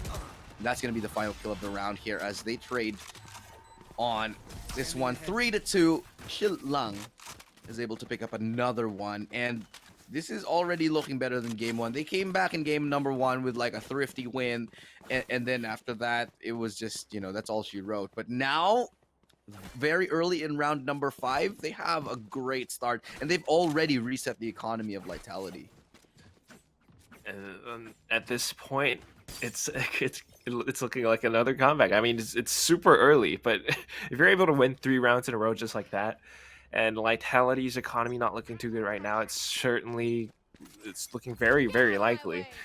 At some point, Chilang are going to be the ones in the lead, and Lightality have to change things up. I mean, they've been going A for the past few rounds now. This time they're going for that little bit of a split push, but I think being spotted out over by mid, Chilang probably has already read this, and they're just trying to stall any kind of push from coming in. Heart, though, with the Blade Storm up, might actually be able to pull off some magic if she can land her shots. Okay, no, it's going to be BL instead. She's down to one more Blade. They managed to create some space on the A side itself, maybe get the spike down, but you got 3 players from Chilang, and they've got their full arsenal. How do you deal with this? Entering with an op, not the easiest of things here. Sashimi will get the run it back, but they have one player creeping in closer here. Ilema's managed to sneak through. That's the double swing. Unready for it. Mikasi only with an operator. Gets spotted out, gets tagged up. Mikasi can't find the shot. It's hard to take it in a thrifty victory. They're exchanging thrifties at this point. Not bad. I mean, even if you exchange thrifties, as long as it's a win, it's all good. They managed to just go in with that A split. The previous rounds, they were going in full forces in towards A main. This time, just going out from that B lobby past mid in towards A short. They managed to take down a couple players with that. And I want to say, like, Mikasi had the operator. It wasn't as effective as she hoped it would be, and she needed to have that support from her teammates in order to actually come in with that retake. If Zini was able to find a couple more kills, maybe it would have been a little bit more successful. But now that you only have an operator, of course, Lightality will rush you down. This round is a little bit different, though. No operator in her hands. In fact, it's going to be Meisu with a Phantom just to stall things for a second. Lockdown destroyed as well, and that just makes Lightality turn tails and back off and towards the site itself. They might be able to control it for now, but how good is that going to be? The shock dart lineups actually connect square in towards Ilema. She eats it, and well, oh no, still rather healthy. Dumpling coming in from logs. Okay, stops it for a second, and now we're back to an even fight for now. Okay, oh, Ilema, you have a lineup for that? Dude! That's absolutely ridiculous. What? On the site? All right. Gets spotted out, though, looking for the headshot angle. Meitsu's better for it. Now, 3v2. Meitsu found the third, finally traded out, but the swing out incoming. Biel has to reload, and the reload just came at the worst time. The quick trades for Chilang net them another round, and that's going to be a 3-4. This game is pretty spicy already, and we're only at the very start of it here, Quack. Only at the very start. Right? It's still round number 8, and they're trading rounds back and forth, and it's just Chilang actually adapting to whatever Lightality throws at them. You know, whether they change sites or whatever kind of execute they're trying to throw at them. You have to lock down? No, we got a perfect answer for that. Zini has her Hunter's Fury. At the same time, they try to go over the retakes. It works out beautifully because they have that numbers advantage. The only thing is, it's the duels that Lightality are kind of losing out once they get the post plant.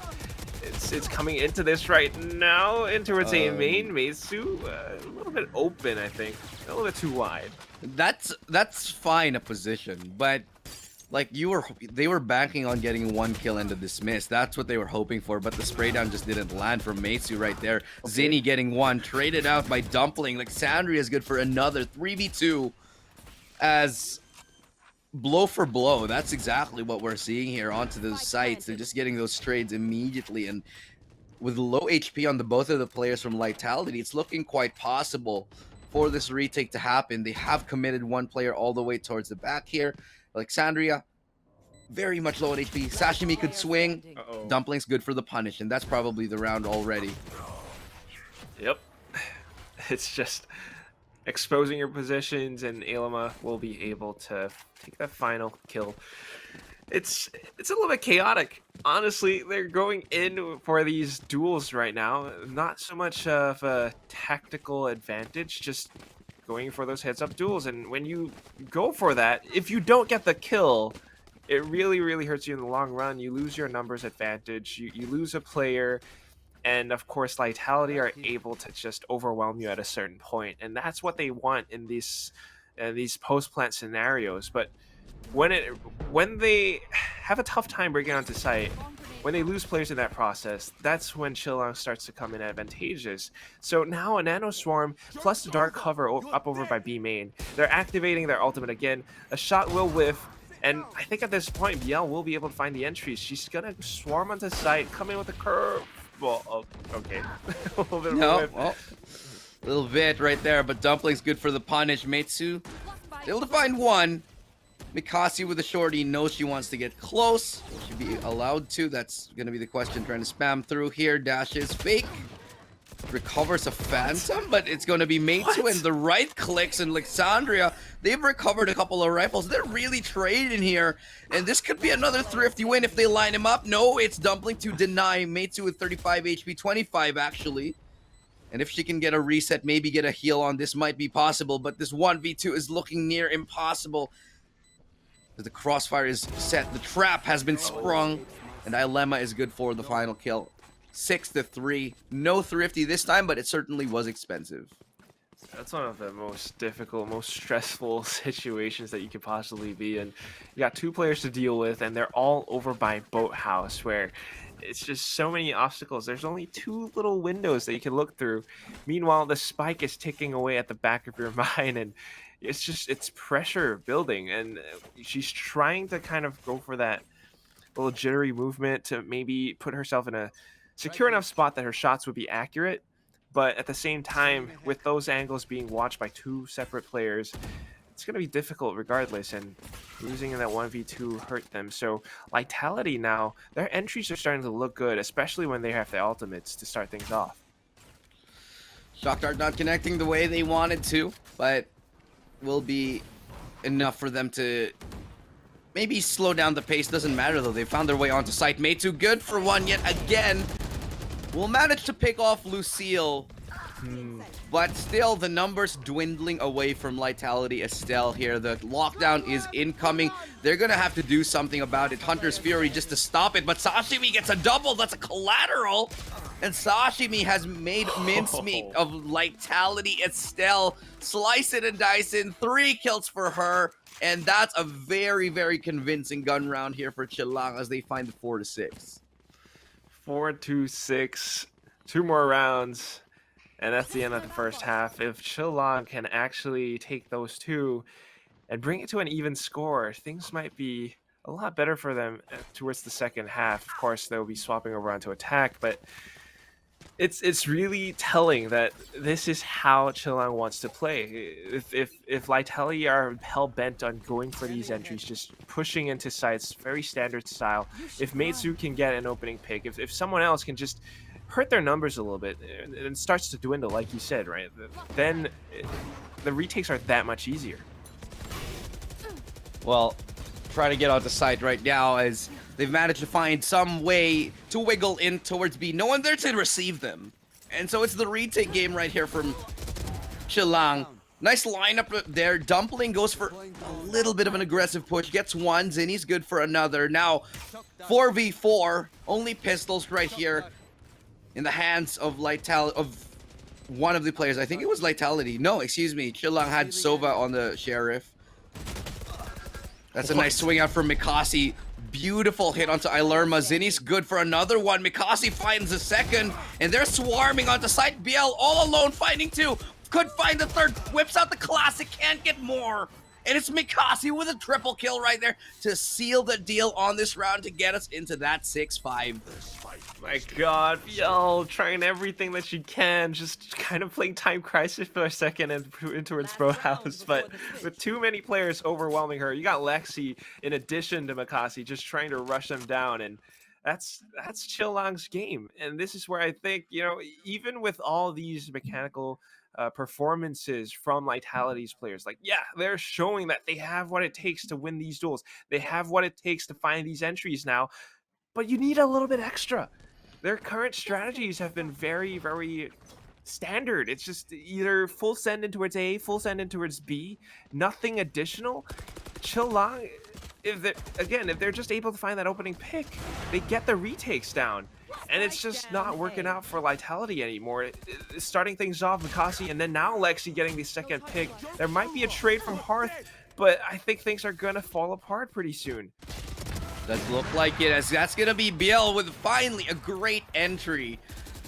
And that's another follow-up. Good timing from Hearth, as they have managed to find themselves in a 3v1. Only one player left standing, Sashimi. She's pulled out some big clutches before, and with low HP onto one, they might be able to get this actually. But it's gonna be a tough one for certain. Does have that Zed Phantom skin, so she gets +10 on the stats on this round. +10 accuracy. Plus 10 accuracy. She could do it. She could do it. Has to isolate these duels, though. We'll be able to get the first, and that's Dumpling, the low HP player. Ballerino, just behind the Radiant Craze, and now they know where she is. They're trying to make it difficult for her. Spots out Hearth, gets the flick, but she's down to 9 HP. Yell, just dancing between the boxes, comes up with the peek at the right time, right place, and takes Sashimi down, of course, winning the triple as well. So, end of the first half is 5-7, Elu. Two rounds separate these two teams, and honestly, what a half that we're seeing from the both of these teams right now. Lightality, Estelle, they've managed to find a 2-round lead, but it wasn't clean for either of these teams here. They're trading thrifties, you know. It's just a scrappy first half, I think. There were a couple of weird moments where whiffed sprays and missed opportunities. It was a weird first half. I think it'll be a little bit better once we get to the second one, though. I agree. I felt that Chillang in towards that retake, they got a little bit too aggressive. If it was a little bit more coordinated, things might have been a bit different. Of course, Mikasi again with the operator was a little bit tough as well. But here we go. Matsu to start things off. They're showing that they're still that sharp, just rushing in towards Garden now. BL, though, actually able to catch them square in the body. Dumpling somehow over by the corner, able to find one. The trades come through, plus the shock dart in towards Sashimi. They managed to even out this fight. Still, though, the spike does go down on the A site, and now it's just a retakes game once more. Retakes is what they're known for. Lightality, Estelle, they did so well on it on Bind. Can they do it again? Right click to the face right there. Lucille decapitated by it. Alexandria will be able to seal the deal in the round. 5 HP, and that's all she needs. Now, 6-7. This is looking like it's going to be a tie. Chillang here. We're going to see a 7-7 quack unless another thrifty somehow manages to manifest in this round.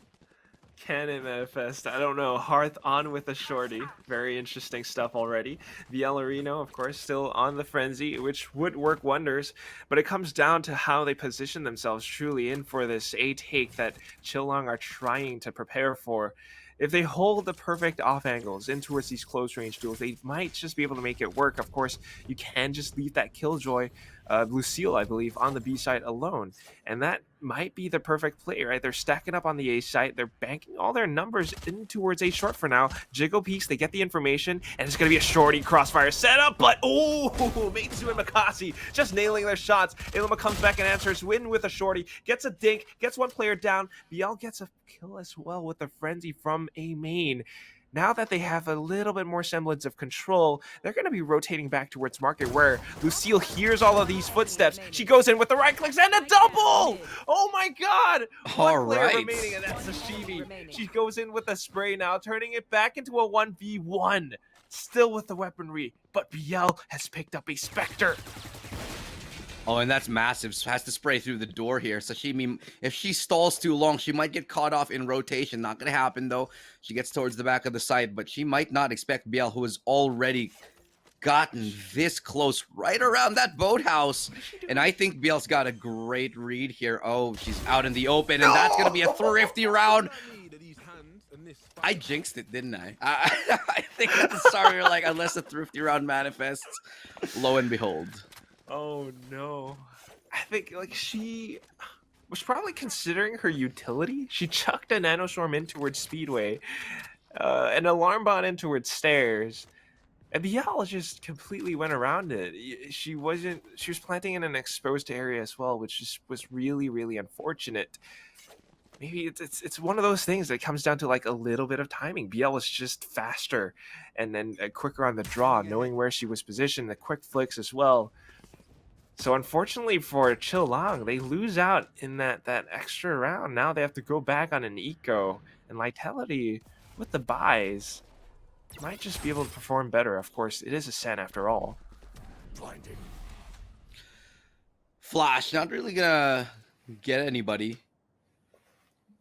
Pistols. Oh, good shot right there from Hearth. Could line up another one, but it's Meitsu. Okay. That could be a rifle that they pick up if they actually go ahead and try for it. But it's looking like there's 3 players here in Garden to receive.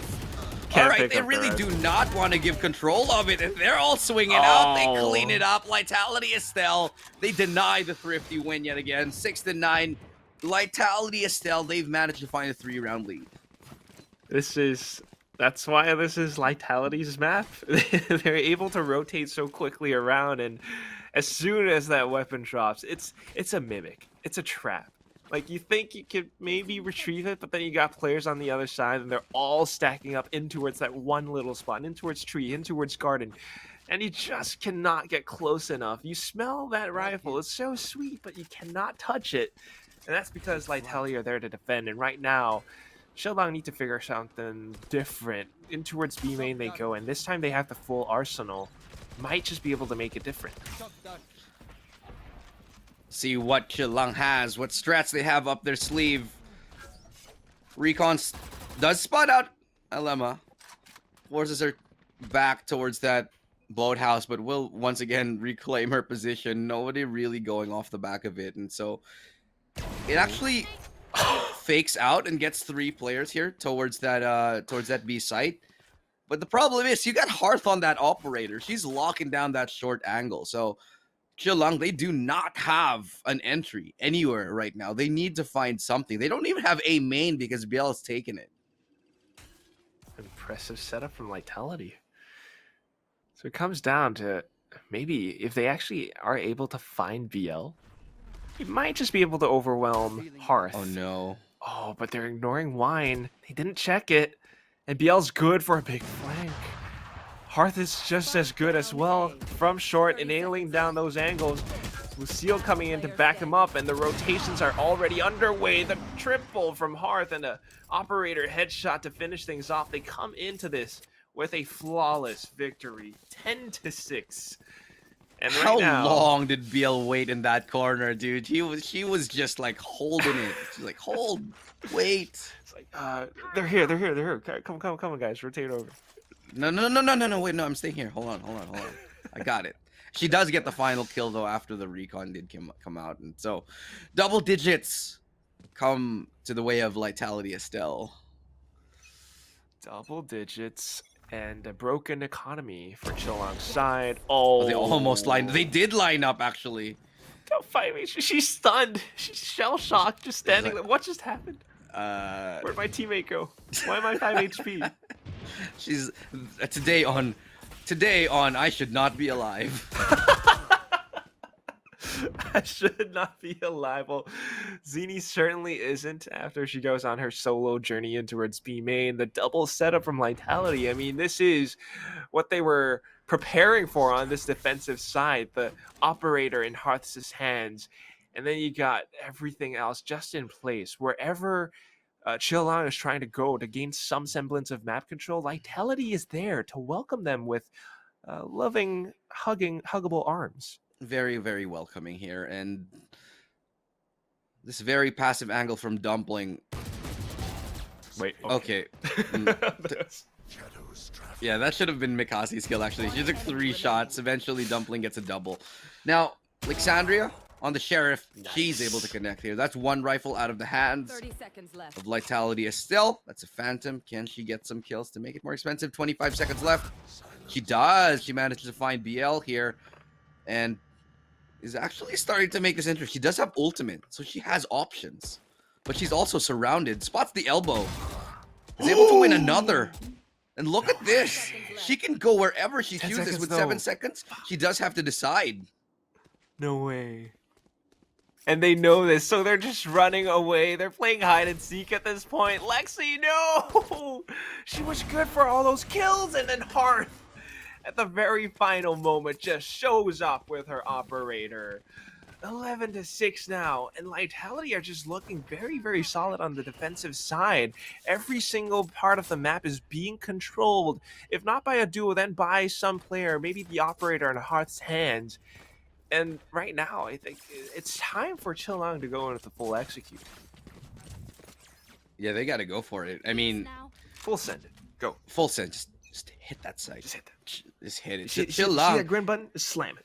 Slam it. They do have lockdown, and that recon bolt is actually enough to force a player back here. Did that recon? That was a recon, right? Not an Eldrone. That landed. Yeah, I think that was. Not 100% sure. I didn't really see the mini map on that one, but still. What utility is available? They're just going for a B split, and look at how much they've given. They've given everything here. There's only Ilema on site, and she gets absolutely clotheslined right there by Mikasi. Lucille, all right, off angle, manages to find Sashimi. 4v4. Now with the numbers advantage. Oh, plus to run it back. This retake is looking very, very likely. They're going in. They get denied, but then the lockdown comes in. Meitsu has to be good for a kill, but unfortunately she isn't. It all leaves Lexi alone on the side itself. She can from the shadows out of it, but then she would have to run all the way back in, and by that time, they're just going to stick it already. Oh, she goes in for the cancel. Okay. Manages to get the double. That was big brain, but unfortunately, just way too many players to look out for. And that puts Lightality at match point.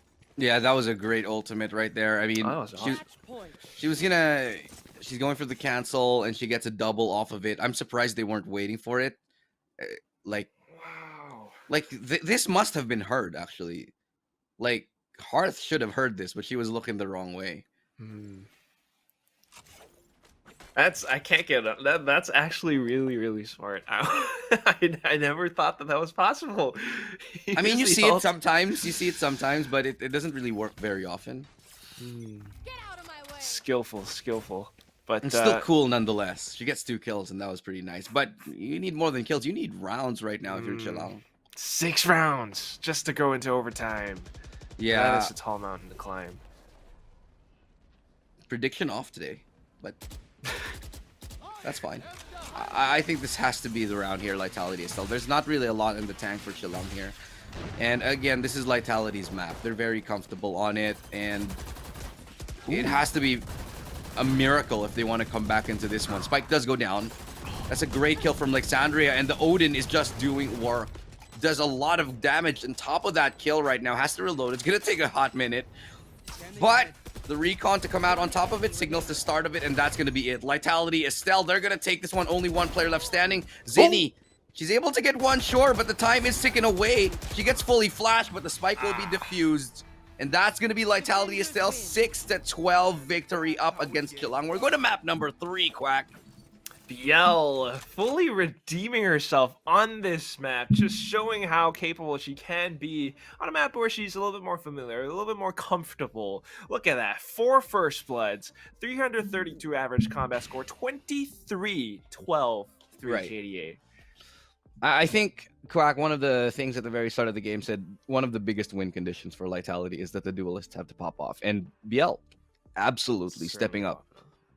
And especially on the defensive side too, like, I mean, on the attack, yeah, she was able to get entries, and a lot of those rounds where they managed to break onto sides was sometimes off of her run it back ultimate, actually. But now that they've swept over onto defense, she's so instrumental in those retakes, and not to mention Hearth, once she has that operator, just able to lock down angles, it does so much for Lightality's map control that Chilang have a tough time trying to find an entry, and even when they do so, there are these potential retakes coming in, and it's just really the duelists redeeming themselves on this map. So, you know, even if our predictions are like a little bit off today, I'm happy because these teams, these girls, they're really stepping up to the plate now. Yeah, like I said, man, I'm just happy to be seeing good Valorant, and this is a map that we really could not have predicted very well. It's just, first of all, it's because it's Ascent, and second of all, you know, just the amount of comfortability these two teams have on it. They're both very comfortable on Ascent, clearly. It's just that Lightality itself was very much more prepared on it than we initially thought here. But coming to map number 3, that's could be a very different story. Speaking of, what do we have for map number 3, Quack? If I'm not wrong, it's gonna be Breeze. Was it Breeze? Oh my god. Okay, that could be an interesting one. I don't know how Breeze is gonna turn out, man. Yeah, you know, I think on Breeze, I actually think that, you know, if I'm not mistaken on my research and my memory, Lightality, Estelle, they haven't really played much Breeze. I don't know about Chilang. Not a lot. Yeah. And Chilang, since they're a new team, we don't have any information on them. But I do think they'll be comfortable on it. I think Chilang, I think it'll be a close game number 3. That's really all we have to go off of. Not a lot of stats, not a lot of backstory. It's just that, yeah, exactly. That's basically it at this point. So we do have to take a little bit of a breather. When we come back from this break, we will be going into map number 3. Again, it's Lightality still to come back in game number 2. Can they make it happen? Can they reverse sweep, or will it be the other way around? I'm Strato. This is Quack. We'll be back in just a second. Game number 3 is nigh. We just saw an absolutely devastating performance by Lightality, taking on 6 rounds ahead, turning it into a 7-round lead for that victory up against none other than Chilang, who dominated the first game here. But we're going into the third map. It's gonna be Breeze, and you're joining me, Illustrato and Quack. Let's break it down here, bro. That last game, I thought it was gonna be 13-10. I was absolutely wrong. What went right for Lightality, Estelle, in that one? 100%, like we said, it's the duelists. They stepped up. You got Hearth on the operator. On the defensive side, she's really locking those places down. And again, it's tough for Chilang to find semblance of map control. And on the other side, Ballerino, she's top fragging. She's the MVP of the game. 23 kills, if I remember correctly. And she's just showing that, you know, maybe Bind just wasn't really, you know, a familiar place for her. But Ascent. Now that's where she really knows how to play. Yeah, and honestly, I don't really see Phoenix as a Bind as a Phoenix map. Like, it's just not. I'm sorry. Like, you can make it work sometimes, maybe year but one Valor, but like now, nah, you got better options, right? Like, I would honestly on Bind, I would actually pick Yoru over Phoenix. Yoru on Bind. No, for real, for real, because like you can be everywhere. And okay, here, hot take. Yoru's gonna be good on Fracture. 100%. I mean, like, you got so many different spots. I don't know if you caught yesterday's games, but Med Army versus Asteria. Uncle on that Yoru. Yeah. Uncle on Yoru. On Breeze, too. Like, that's our current map now on this third game. But Yoru on Breeze. That's awesome. Yoru on Breeze, that's not something that... we've seen that before, actually. I think in Open 5. And it really did work out. So, maybe we'll see it again here today. I like seeing Maybe. Yoru I plays. want to see it. When you have a Yoru coming in, it's only either when you have very, very set strats or set plays, and how creative you can do, like you send your TP here and then you use it for an anti-flank, late lurk. You use the TP to, you entry as a Yoru and then you use the TP as a late lurk. There's just a lot of things you can do with it if you're prepared as a team. And with that Yoru, like, it's viable if you have the strats to back it up and the team composition to back it up. But it requires a lot to make the Yoru pick work here. Maybe we'll see it on Breeze here. Maybe we won't. Maybe we won't. It's the possibilities are endless, but you really, really need a team that knows how to work around that. Because yesterday's game, Mad Army, they worked around their team's toxic screen. You would have the toxic screen to just hide that gate crasher and then teleport at the right time along with your flashes, right? That's how you really want to play it. You need that additional support in order for your teleports, your positional displacements to work out. Because if not, it's a little bit simple. It's kind of like playing ranked pugs. You just keep an eye on that gate crasher. Once they teleport in, it's basically a free kill. But this time around, might be a little bit different. Of course, I don't think Phoenix is the way to go on Breeze. Definitely not. Way too big, way too wide. Your curveball, the range is just way too short, and it's difficult. It's difficult to use that curveball that way. And this was Chillang's map pick, so haven't seen them play it before. I don't know what they possibly have, but the one statistic I do have is that Lightality played this against Ravens in the very first upper quarterfinals, like round of 8, and they took that map 16-14. That time, Bielorino was playing Reyna instead of Phoenix. So I don't know, maybe that is the composition that they're going to go for. Standard, Reyna, Jet, Hearth on Jet, and then you got your Sentinels, Dumpling, got Lucille as your Viper, and then you got Alema again, Sova, just trying to get that info. So the only reason I, as a coach, imagine one team would ever pick Breeze, especially when you haven't really played it on a competitive level before, is because you've been working on a lot of things. You've been practicing a lot of strats on scrims that you're, feeling very, very confident on. And I think that's what we're going to be seeing here today from Chillang. They've been working on it. And I think also on top of that, they must have seen some weakness on Lightality Estelle in that 16-14 up against Ravens that they can be willing to exploit. Because for me, if I'm coaching a team, I'm watching that game and I'm saying, okay, these are what we can do to, this is how they play it. This is what we're going to, run against it. And if they're actually really prepared for it, I think Chillang can surprise us with another victory here. Maybe. I mean, if you see that your opponents are running like this ice type team Pokemon, you pick fire. You go in super effective. Maybe that's what Shillong has in store for us on Breeze, and I certainly hope that's what they've got. But it again comes down to how they really play this map. It's such a big map that almost anything can happen. If you have those strats, but you don't win your gunfights, you don't win your duels, you just somehow whiff shots back and forth, it's not going to work out the way that you want to. But seeing how Chillong has been playing so far, I mean, even though they did lose Ascent, Makasi and the rest of the squad, they're exceptionally sharp. How many ducks do you have?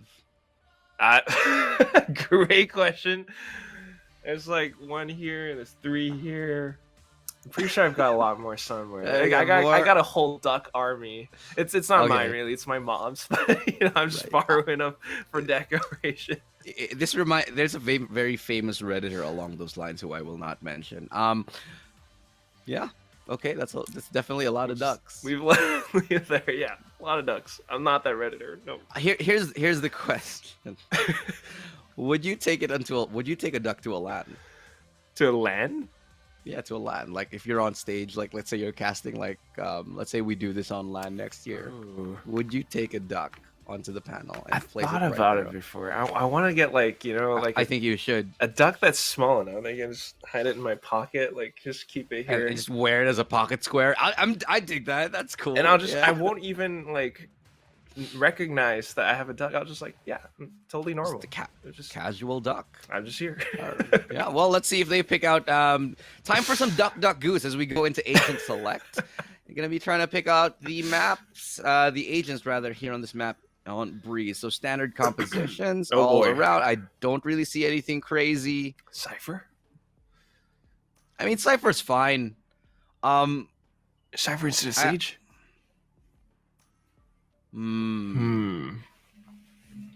That's the one I difference. actually prefer the Cypher than the Sage, if you ask me. I prefer the Cypher than the Sage on a map like Breeze, simply because I feel like Sage is very like useful in one place on on attacking. There's very little Fair you enough. can do with a Sage on Breeze. I think she's useful on attacking the wall for the A plant. She's useful for getting a wall off for that B plant on attacking side. On the defensive, she's not very helpful, and which is why I would much rather go for a Cypher than a Sage on Breeze.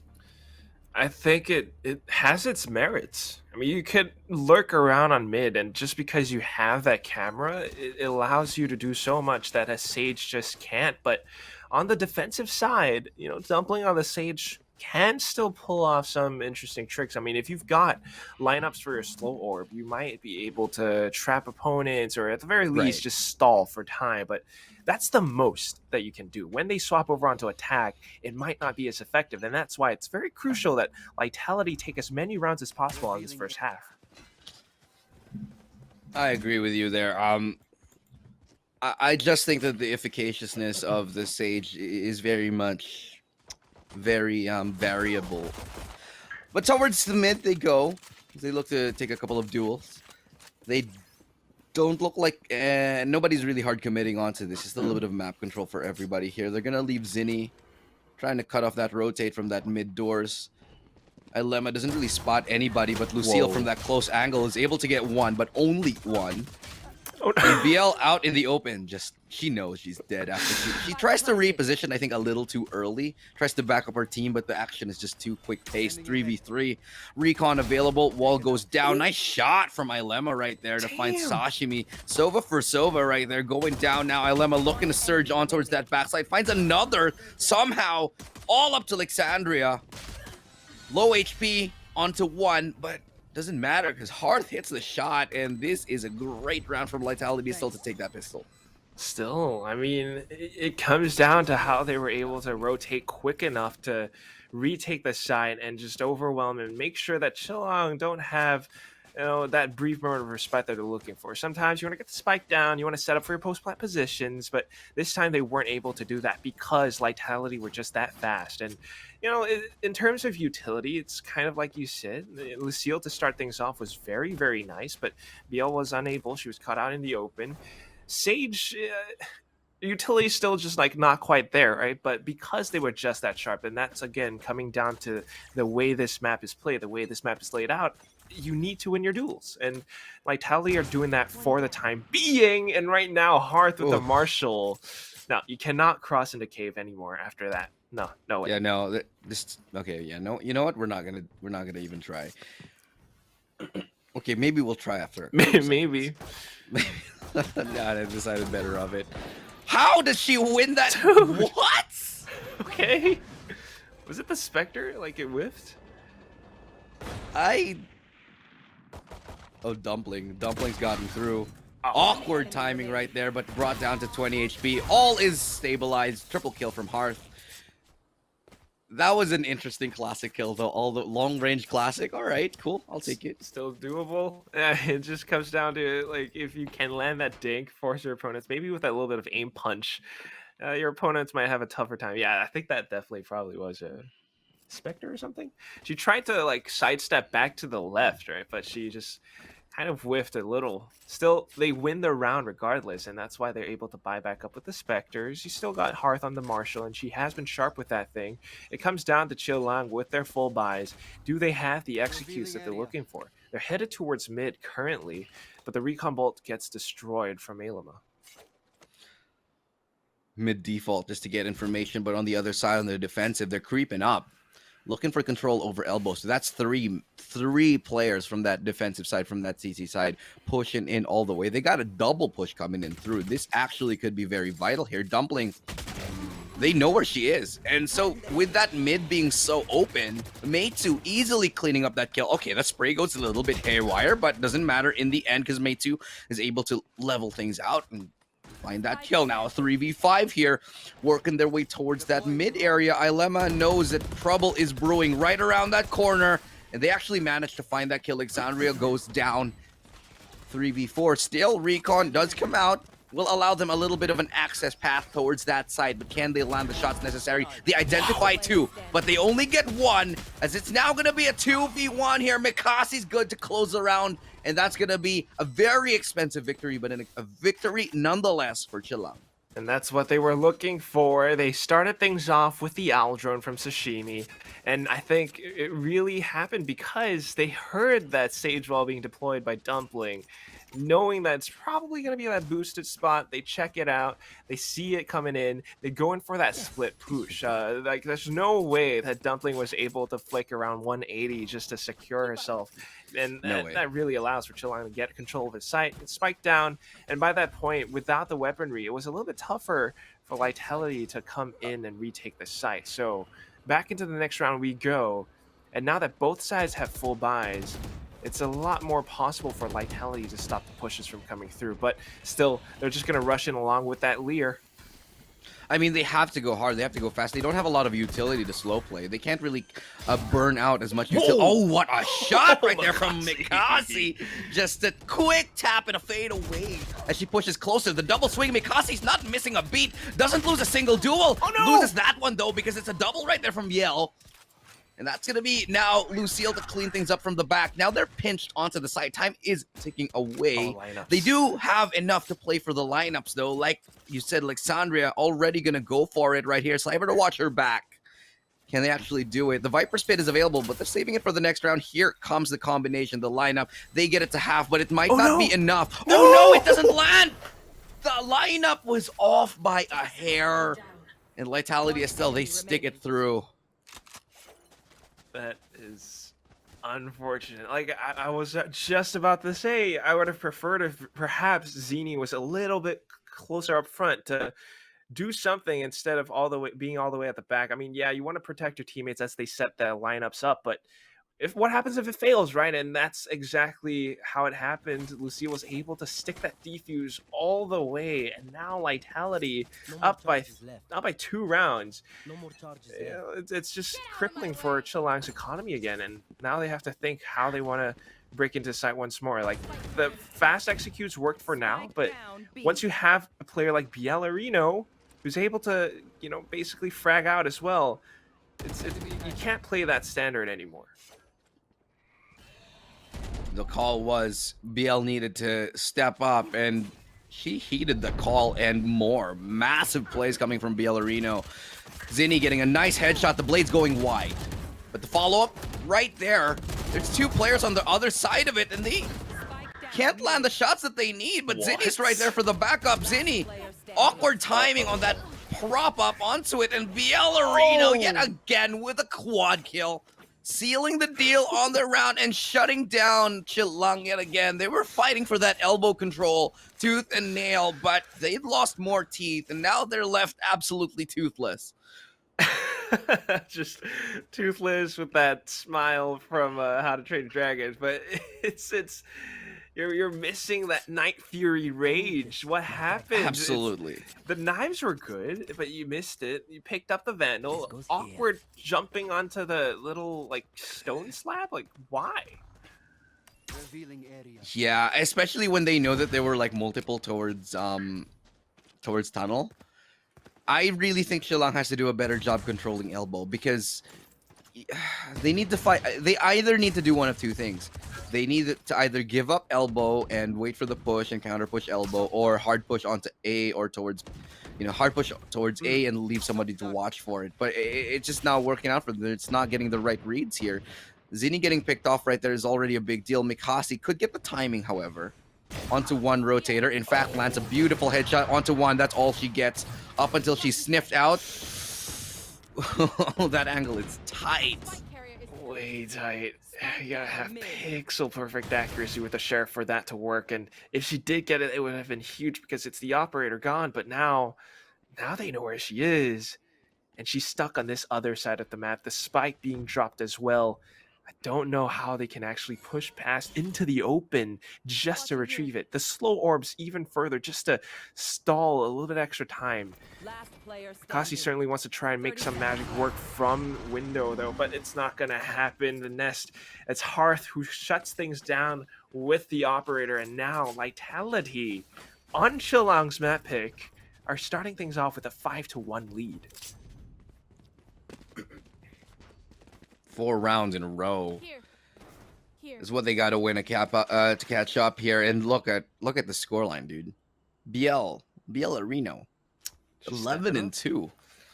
My God, like we said, key point, the duelist, and right now they are it. Chillang, well, they're kind. Oh no! Oh no! Oh no! What are you doing? Sashimi, she has no idea. I don't know how. She was so close to just getting snuffed out and swatted by that operator, actually. Oh man, that's Chillang's gotta make some kind of strategic adaptation, but here it goes. Okay, that certainly will do the trick. Overwhelming Hearth in terms of numbers. She won't be able to shoot down 2 or 3 targets with one single weapon, but Alama with shock darts and then the Vandal. Even with the Viper's Pit, I don't know if they're going to be able to secure this site now. Spike might be able to go down soon-ish, but you still got to work. There's so many players, and Ilama just incredibly sharp with that Vandal. Zini coming in from mid, though, is good for a triple. And now the Spike goes down. 1v2 situation. Somehow, Chillang, they have dug themselves out of the trenches. Are they going for the... There's no way they should be going for the lineup plays right now. No, I don't. Just hold a crossfire. Okay, that might work out in their favor here. Want to hold Cave, want to hold Chop. Chop's dead. The swing out to follow, but Zinni wins that duel in the end. 4 kills for Zinni. 4 apiece for Ilema and Zinni as well. But in the end, the crucial kill was going in the favor of Chillang. They won another round, sure, but yet again, how expensive was it? Very much so that there's just no full armor. Only 3 players with half armor on the side of Chillang here. What do you do in this situation? It's absolutely tough. Mikasi's gonna have to drop for her team, I think, and maybe go for blades. She can. No, well, 6 out of 7, but you would prefer a weapon. Still, though, Zini with the Quadra in that last round, certainly a little bit of a boost up for confidence. But right now, back in towards mid they go. The boosted, the wall, and just using the little gap over the top, Dumpling is able to do some damage. She has the res up as well. They want to pick up the weapon, but they're giving up so much information up over my mid. The mid control is just not good right now for Chillang. They're getting red, they're getting snuffed out. The utility that is being thrown by Lightality Estelle is just good enough to keep them at bay. And sure, they have mid now, but they've already lost a player. Ilema spots out Zinni. Zinni wins the duel anyway. That's actually massive right here as she gets closer and closer to making a really good flank play happening here towards mid. She secures Nest. And that's mid wide open. Alexandria getting that duel onto Dumpling, and a little bit, I think, haphazard for the side of Chillang as they try to reclaim what was lost. That was the mid control. Still, though. Ripper of a shot right there from Sashimi. 2v2. And this could go either way. They really want to fight for mid, Quack. I wouldn't like to stay there, though. You want to go to a safer spot, and Alexandria going in towards A alone at 16 HP is a little bit risky. But thankfully for her, Hearth has moved past Cave. Now she's coming back, hearing the spike being planted. Yeah, but why plant there? Yeah. Why not plant for backside for your teammate, though? It's a... Oh, no, this is a little bit concerning, a little bit awkward. She's so far off. One enemy remaining. Coming back around by bridge. All right, she gets there in the end. And see, this is the problem. It's not planted for her. Oh, no. Like, why not plant backside to where your teammate is cutting off rotation? Okay. Hunter's Fury, just to buy a little bit extra time, maybe get a tag. No. But they've already gotten it halfway, and now they're going to Matter. stick it. Shock darts, not good. Well, okay. All right. It happens. It happens. What are you gonna do? What are you gonna do? Shock just doesn't want to listen to you. Shakhtar just doing its own thing. Yeah, I'm sorry. I'm gonna head this way. I'm going up and away. Unfortunate stuff for Chillang, and maybe the problem it's that mid control. It's tough for them to deal with mid wooden doors right now. I mean, earlier on it was Dumpling with the wall. This time it's Hearth with an operator. Good opening pick onto Sashimi. Oh, Followed up by another one. Doesn't miss a beat on it. And that's mid control yet again gone. And yet again, I go back to my point. If you can't take mid control, just don't do it. Chillang, they're really forcing the issue on this mid control when they should be just either trying to, hard hit onto a site, maybe try to get a little bit more control towards elbow, which was what they were losing in the top of the half. oh no. Mikasi's gonna be absolutely pissed. Absolutely. Like, who hides in that corner? Like, who hides in that corner? I would have been so mad. I'd be like, are you kidding? Are you actually hiding in that corner? I would have been so mad. That is like the equivalent of someone in PUBG or something just hiding in a bathroom until the very end. One of the stalls, and it's just. Oh my god. Oh man. And it's incredibly important that Chillang doesn't start tilting now, because they're capable of making those comebacks happen. This is their map pick, but it's just it's really not happening for them, because earlier on the mid control this time with the operator that they have to deal with on the A site, I would prefer if they honestly just full sended it on the B. Oh. No, but they're going towards A, and they have to deal with Hearth. Does have that operator. They know she has it. They force her off the angle. Alexandria, great entry. That's all the way up towards Halls right now, and they got a plant. They can go for that plant right here. 4v5. The res is available, and I do think they're going to be able to get it, especially after that kill from BL. Mikasi gonna actually get that res onto Hearth. So that's the operator resed up, but after hitting that shot, that's an absolutely crucial one to find. 3v3 coming up right now, but time is not in their favor. They've got a flank coming in, and that's Lucille, the only player left standing, and she's been swiftly dealt with. Finally, after so many rounds, Chillang have finally scrapped together one. Finally, and that's the answer that they were looking for. Just going with the execute. Mid control is a little bit tougher for them to go for now, especially the fact that they have to deal with Nest, they have to deal with wooden doors, without any toxic screen or like poison orb lineup or something. It's just tough for them to go into that one spot. And if they just full send, if they get Hearth down, if they are able to secure the site, then they are able to secure it post plant. Now they're going back into mid, and then they get met with Hearth's operator plus Bielorino all the way from tunnel. When Lightality Estelle are hitting all of their shots like this, it's just so hard to stop them. That's the Hunter's Fury. It's absolutely perfect to land. Wait, oh no, she brought him to her teammate. Player standing. Ah, Zinni. Oh my god. Now I'm hearing that like Street Fighter, like perfect. You know, Zinni brought the Hunter's Fury to her teammate, and her teammate's the one that died. Just, Oh, man. I can't. This is one of those I can't believe you've done this moments. I can't believe you've done this. It's just like, if you're a teammate, do you have the patience? Do you have that you're the bigger person that's just like, all right, it's okay. We make mistakes. Sometimes it's nerves. It's all right. It's all right. But if on the flip side, if they get like so pissed off and tilted, things are going to start falling apart. They're at 8-3 now. They don't have the economy for this last round of the first half. It's a potential 9-3. Potentially, but they might not. Oh, Dumpling. Oh no, she gets the timing absolutely perfectly, and they can't find her. They finally do. The trade comes in, and Mikasi's right there. Good enough for one, and that's gonna be the round here. Looking like we're gonna go into an 8-4, decent halftime score, but this close. Oh no, so awkward for Mikasi. Doesn't hear the footsteps. I don't know what the call was on that one. Suddenly, this is possible here. I thought it was already over, but with this...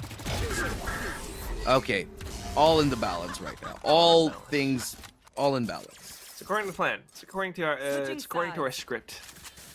It's going all right. It's going all right. It's a little bit amazing that they were just able to waltz on towards the A side. Makasi But she with was the running. ghost finding kills, but yeah, this one was. I don't know. Maybe she wanted to. Maybe she thought Maybe she was getting so comms in her ears. I don't know, but Yeah. like, you should have been hurt. She should have heard that running though, that close. Not sure. Whatever the case was, they still take the round. And now that they've swapped over onto the defensive side, let's see how effective this Cypher on B can truly be. Meanwhile, Lightality headed towards A. What do you think's gonna happen? A side hit on a pistol round. It's still very possible. I do want to see what their approach is towards that A, and what their strat is. They're gonna send 2 players down towards halls. They're gonna wall it up and then open the door, and then they're gonna go for that open, and that actually screws over whoever was holding close on double doors. They don't get the kill on Alexandria though. Hearth does find Mikasi. And it's certainly looking a lot better for Lightality now. Their strat is actually working, especially up by the metal doors. There's a lot of considerations for Chill Lang just to try and retake. But what they don't expect is Meitsu coming in from cave, and she will be able to land that first shot. Tries to get the flick on towards Lucille, runs out of ammo, down to 9 HP. Last player standing. Tries to run back for safety. Gets Lucille really down low, but if she can get it, she might just be able to pull herself back with the absorb in towards overheal, but oh no. Oh no, they're just dancing around. Carousel of Doom is what I'm seeing right here as they both just go all around the mulberry bushes. Hearth bops the weasel. Meitsu going down. 2 players standing on that side, and this is a massive advantage. Lightality is still, they cannot let go of the gas right now. And I don't think they will. Now they have the economy, they have everything that they were looking for. It's just probably gonna go 10-4. Meanwhile, Chill Lang, I mean, you got Mikasi with the Marshal, sure. That could be good for A Cave, and that's where she's positioned right now. But when you got 5 Spectres running you down like that, how effective can your Marshal really be? Yeah, especially when they're buying up full armor. I don't know. I like the endeavor to try and go for that Marshal, though. They know that it's basically crunch time here. So they need to go for something at the very least. Going towards that site, Mikasi misses that opportunity, and the spike will go down. Now this is looking very improbable. They needed to have at least 1 pick off with that Marshal. The retake is going to be so difficult. Just because of the wall and the pyramids, and look at how Dumpling has positioned herself, looking for the player jumping up on the wall now, but it's not even necessary. You got Hearth, you got BL, and they're just hiding right by the other side of the pyramids with their Spectres. These close-range duels are going to be tough, but the right clicks and then the recons, they've managed to turn this back into a 2v2, but it's going to be Dumpling plus Lucille. They have that firepower. They're just going in and peppering them full of bullets. Lightality walk away with their 10th win. And now it's time for Chill Lang. They need to come back. It's now or never. It's make it or break it. 4 rounds is all Chill Lang has managed to pick up thus far. And now Mikasi's even only on a Sheriff. Oh man, I don't know whether that was a tilt buy with a Marshal, because you know she needed to make something happen, but they needed to be unified with this buy here because they don't have a lot of rounds to spare. There's only 3 rounds before Lightality win the map, and 6 rounds apart, that's a long way to climb. You need to be absolutely perfect if you want to make this happen here. Hearth, aggressive peek. Sashimi's ready for it. She managed to dink her down to 52. Right now, though, Mikasi, it's not looking too good for the girl who was fragging incredibly well on the first map, and now Lightality seemingly figuring out that B is the weaker side. They want to make their way in, but Lexandria will put a stop to that madness for the time being. They do manage to, I'd say, bring balance into this game for now. 3 players standing on both sides. Swing out from the opposite side. Lexandria is able to get that lockdown onto Hearth, and Ilema And the crossfire is good on towards that B site. The backup is strong, and Chillang managed to find themselves a little bit of a silver lining on what appears to be a very dark cloud. 10-5 right now, but again, that was just the bonus. Lightality are happy to give it away as long as they made it expensive. And well, not too expensive, not for now at least. It's a little bit better for Chillang, but again, they need to repeat that same magic, and we need Makasi to just get herself back together. Right now, she's in towards the A site, and that is where Lightality has found success so far. This time around, if she holds this perfect off angle, if Lightality's execute starts to falter, Chillang might be looking at another comeback. Yeah, the comeback, I wouldn't say it's out of the realm of possibility, but it's definitely going to be a stretch here, especially when there's 5 rounds away, the economy isn't too good. Good recon dart, though, to slow the plant here. Zinni going to try to work her way around the wall. Will actually get the drop on Sabiel, and that's the top fragger out of the picture already. Hunter's Fury deployed. Can it find anyone? It does make a connection, but can it find a kill? Doesn't look like it for now. Ilema, the last person in this 4v1, just doesn't have the... Oh my god, she gets the lineup, but it will not matter as the round still goes to Chillang, and they've managed to find 2 rounds in succession. And this is starting to look a little bit better. 4 rounds away. 4 more rounds just to bring this back and even out the score, and they could do it. And of course, again, this is the last map in this best of 3 series. Whoever loses gets sent out and, knocked out of the tournament, and along with that goes their chance at making it to FSL Elite. So they really, really need to have their shoelaces and pull up their socks, and maybe, just maybe, now with the broken economy on Lightality's side, they might just be able to bring this back even further. Still, though, Lightality not just going to back down without a fight. They're going in towards elbow, where Makasi is looking a lot better now, waking up into the game. Zinni waking up as well, up over by mid wooden doors. They got full control over this one spot, and Hearth, with nothing but a Marshall in her hands, is actually still able to do some damage. Okay, all right. Still, 1 kill, not going to matter all that much in the grand scheme of things, but...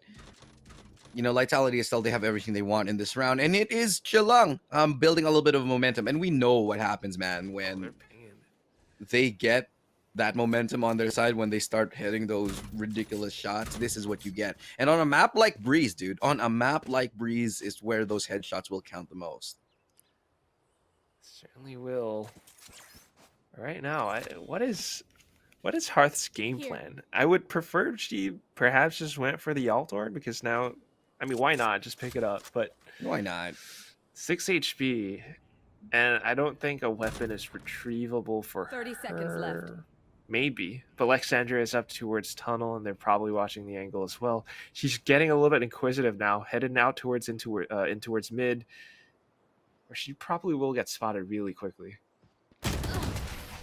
That's gonna be the round right there. And 3 rounds away, Chillang making this comeback happen. It was looking perilous, to say the least, but now they have managed to, I'd say, get themselves a little bit of breathing room. Still, there is very little room for error, however, as again, 3 rounds away, an economic reset could just be the nail in the coffin. And so Chillang, they're gonna have to keep their economy clean. Fortunately, they have a lot in the bank, save for Alexandria, who is dirt poor for now. for now, it's okay. They win this round, you got a little bit in your bank, but Lightality are looking to change things for the time being. If they can put a stop to Chillang's momentum, things might be very, very different.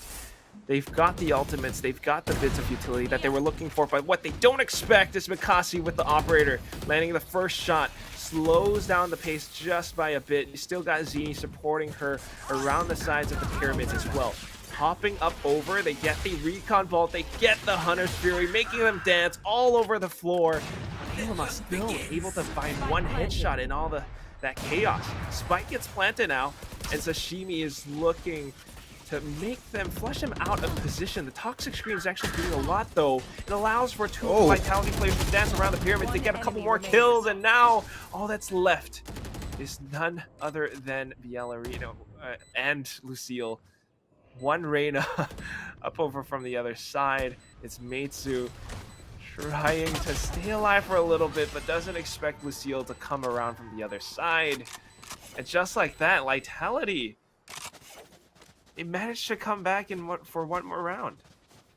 That round definitely could have went either way. I mean, it came down to the timing, to the wire. Mikasi with a great shot with an operator, just unable to find the really just unable to find the shots that he needed.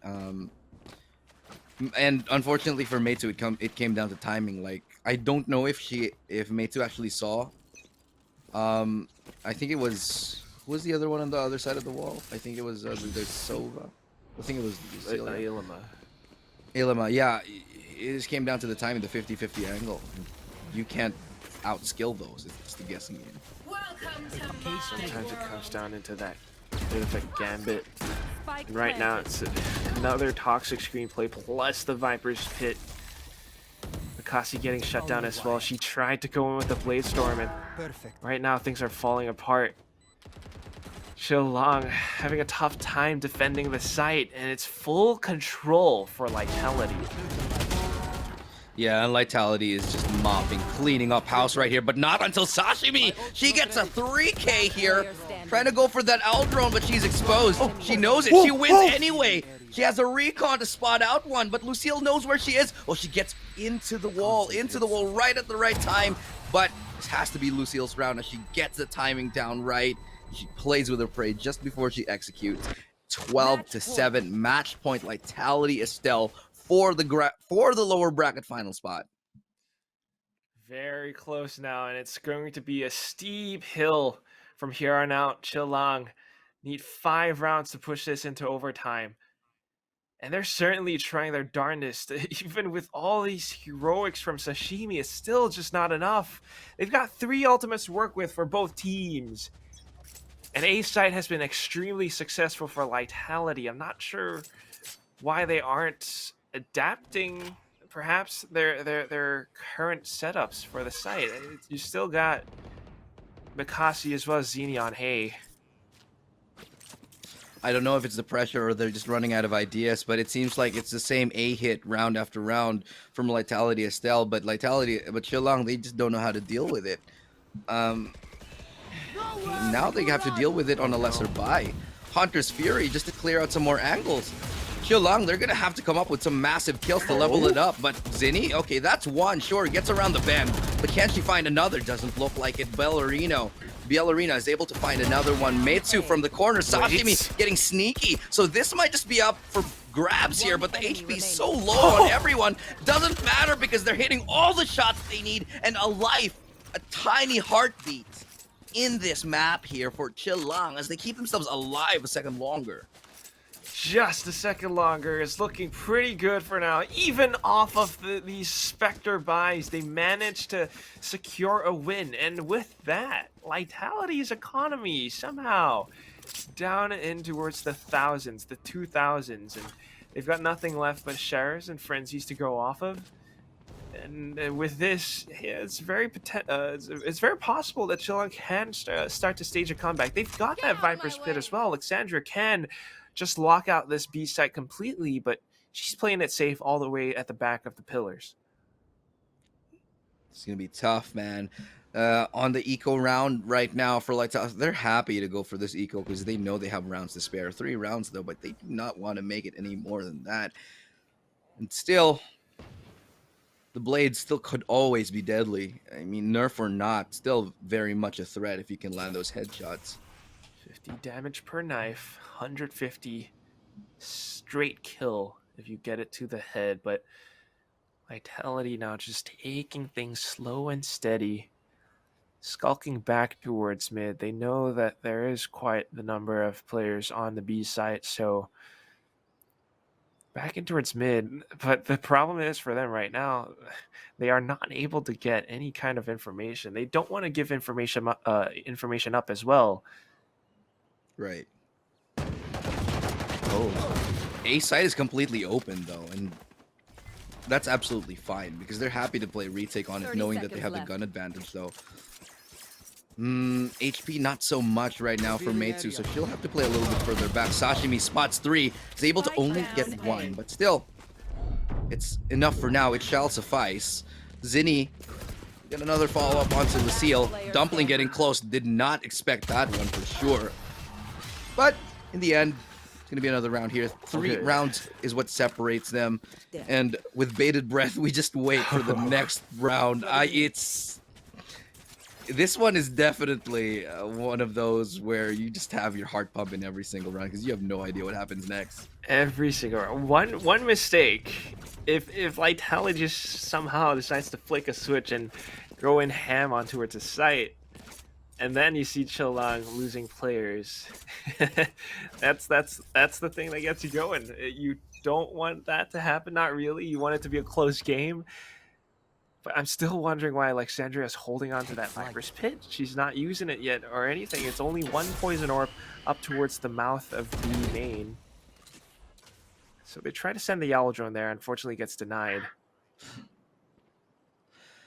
Well, the Owl drone doesn't really get much value, but maybe as we come to the final seconds of this half, of this the closing moments of this half, maybe they'll get the plant in very, very soon. It looks like it because A side is in control, but it's a fake. It's a split, completely split towards this B side here, and Meitsu falls for it. Hook, line, and sinker. Here comes the Hunter's Fury. It's good to find one kill, but that's not the planter. That's not what they wanted to find. There still is a lot of detective work here, especially with Alexandria working this mid angle. She actually gets one, tries to spray through the box right now. Zinni's there for back up if they need it, but Alexandria is able to dismantle Lightality Estelle. And that's one more round to keep them going. They found double digits. Chill out. They want to take us up into overtime. Very, very close. It could happen. 12-10 right now, and if we take a look at Lightality's economy, if it's not looking too good, you know it. 12-11 is very, very likely, and you gotta say, I mean, Alexandria with this quick flick on towards Alama on the other side of that pillar up over by mid. It's just incredibly sharp. At the same time, the rest of her squad doing massive work on A side itself. You got to start wondering, if you're on the side of Lightality, what's going wrong? I mean, they managed to get onto site, they managed to get the spike down, but why aren't they able to hold it post-plant? I think it's really a matter of Chillong really finding the opening frags and getting the crucial kills that they need before the plant actually happens. Because earlier on it just wasn't going their way. The entries were really all going towards Lightality Estelle here, but now Chillong, they're happy to play for picks. They're happy, they're going for them, and actually it's really working out. So now going back to Old Faithful, Lightality Estelle will go for that plant here towards A. Will be a 5v5 retake already as it goes down. That includes the Viper's Pit that has just been deployed now. So it's definitely going to be a tough ask right here. Alexandria knows where one is. Will there be a counter swing? She's off the barrel of the gun. She goes in for the reload. Now, what do you do against? I mean, this is what Tanya has been talking about. Against another domain expansion, you got to do the same thing back to him. Alexandria sprays in. She's good for the second, but not the third. Gets taken out instead. And now Dumpling trying to make some magic work. Unfortunately, it's not meant to be. The bullets flying all over the place. Chillong take us into 12-11. What? This comeback, just when it's, you know, they were like 6 rounds away, by the way. I think that was the largest difference in terms of rounds that we saw in this. Was it 6 or 7? Either way, my god, the comeback just happening for Chillong. They want to go to overtime. They got it. It's on their side. And Lightality are running out of solutions. Like, overtime is very, very possible right now. Lightality has been doing nothing but just trying to full send into sites, but even with a toxic screen to give them that little bit of space, it's not working out for them. And still, I'm still waiting for Alexandria just to pull off her Viper's Pit, but it's not even necessary right now because Mikasi with the operator, it sends them packing. The res comes out, she kind of spots the head, but will not be able to connect. And right now, as soon as they rotate back into its mid, they're gonna meet the welcoming arms of Alexandria. Oh, but she misses the shot. Hearth, she gets the better of her, but they won't expect Meitsu, who finds a double, gets around the bend here, turning it around, can't get a third. and Bielorino is able to level it up 3v3, but they know the rotation's coming in towards A here. Sashimi could get a crucial kill onto Ilema, but pulls out the knife! No! Why would you do that? They managed to creep on towards the A site now, and the spike is going to get planted. Empress is up and ready as well. Planted. 2 players remaining, Mikasi and Zini. They have been tag teaming it for this entire game, but can they actually deal with the 3 Lightality players? Recon Bolt coming out now. It's not going to be able to spot anything, but they do shoot it down. So there might be a little bit of information, but do they know that Mikasi's wrapping around from the side of mid wooden doors? Camera will spot 1 player out. Cloudburst in to block off Cave. They want to take the fight head on. Unfortunately, it's going to be a trade, and Zini caught around from the back. Attackers It's win. Bielorino to put the final nail in the coffin and taking this game 13-11. Lightality sent Chillong packing home. What a game, what a comeback. Unfortunately, just couldn't catch a break towards the very end of it. It was a great read, and honestly, I was looking at the round and saying, Chillong, they have the rotations completely cut off. You had like Sandria all the way towards that mid. You even had Meitsu over and towards spawn. That double cutoff on the rotation, for me, that just meant that we were going to overtime. But with the beautiful headshots from Biel, and obviously Hearth getting that kill as well onto Alexandria, it just spelled death right there for Chillong. And what a great fight it was. But we avoid overtime here today as Lightality Estelle, they take map number 3. They take map number 3, and we're seeing all of these lovely stats. I mean, this came so close. Almost every player. I mean, they have the double digits, but the difference between these numbers are actually, it's not that far off. And you're seeing a lot of work put in by some of these players. Mikasi with 6 first bloods. 6 first bloods, right? I mean, a lot of those were operator shots, if I'm not wrong. yeah, they were. I think a number of them were on the defensive side towards A with the op shots, but still, man, 6, just the work that Mikasi was doing in that game, absolutely amazing. Not everybody, however, came to play. A couple of outliers here, Dumpling and Alexandria at the very bottom, but they're the support players, not too far behind, actually. 15 and 16 for Alexandria and 12 to 19 on Dumpling. In all honesty, nobody really falling too far behind. It was pretty much a great game all throughout for both of these teams. It just came down to the wire. Again, a lot of those rounds came to timing, came to 50-50 angles, came to checking, and it could have went Chillong's way. It just didn't. It's like that little bit of luck that just wasn't meant to be for Chillong for now.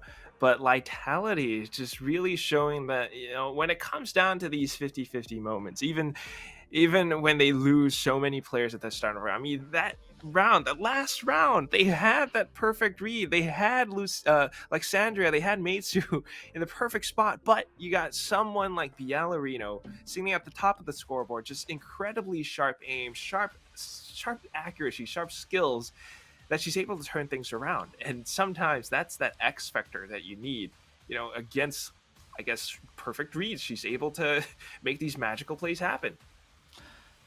Wow, Bielorino, very quiet in map number 1, but absolutely going ham in the next 2, just showing everybody what she can do, and definitely top fragging across the server in the last 2. Amazing work from her. So hoping to see more of her as they go into the lower bracket final later on and fighting for that spot in FSL Elite. The next team who wins in the next series, they do go ahead.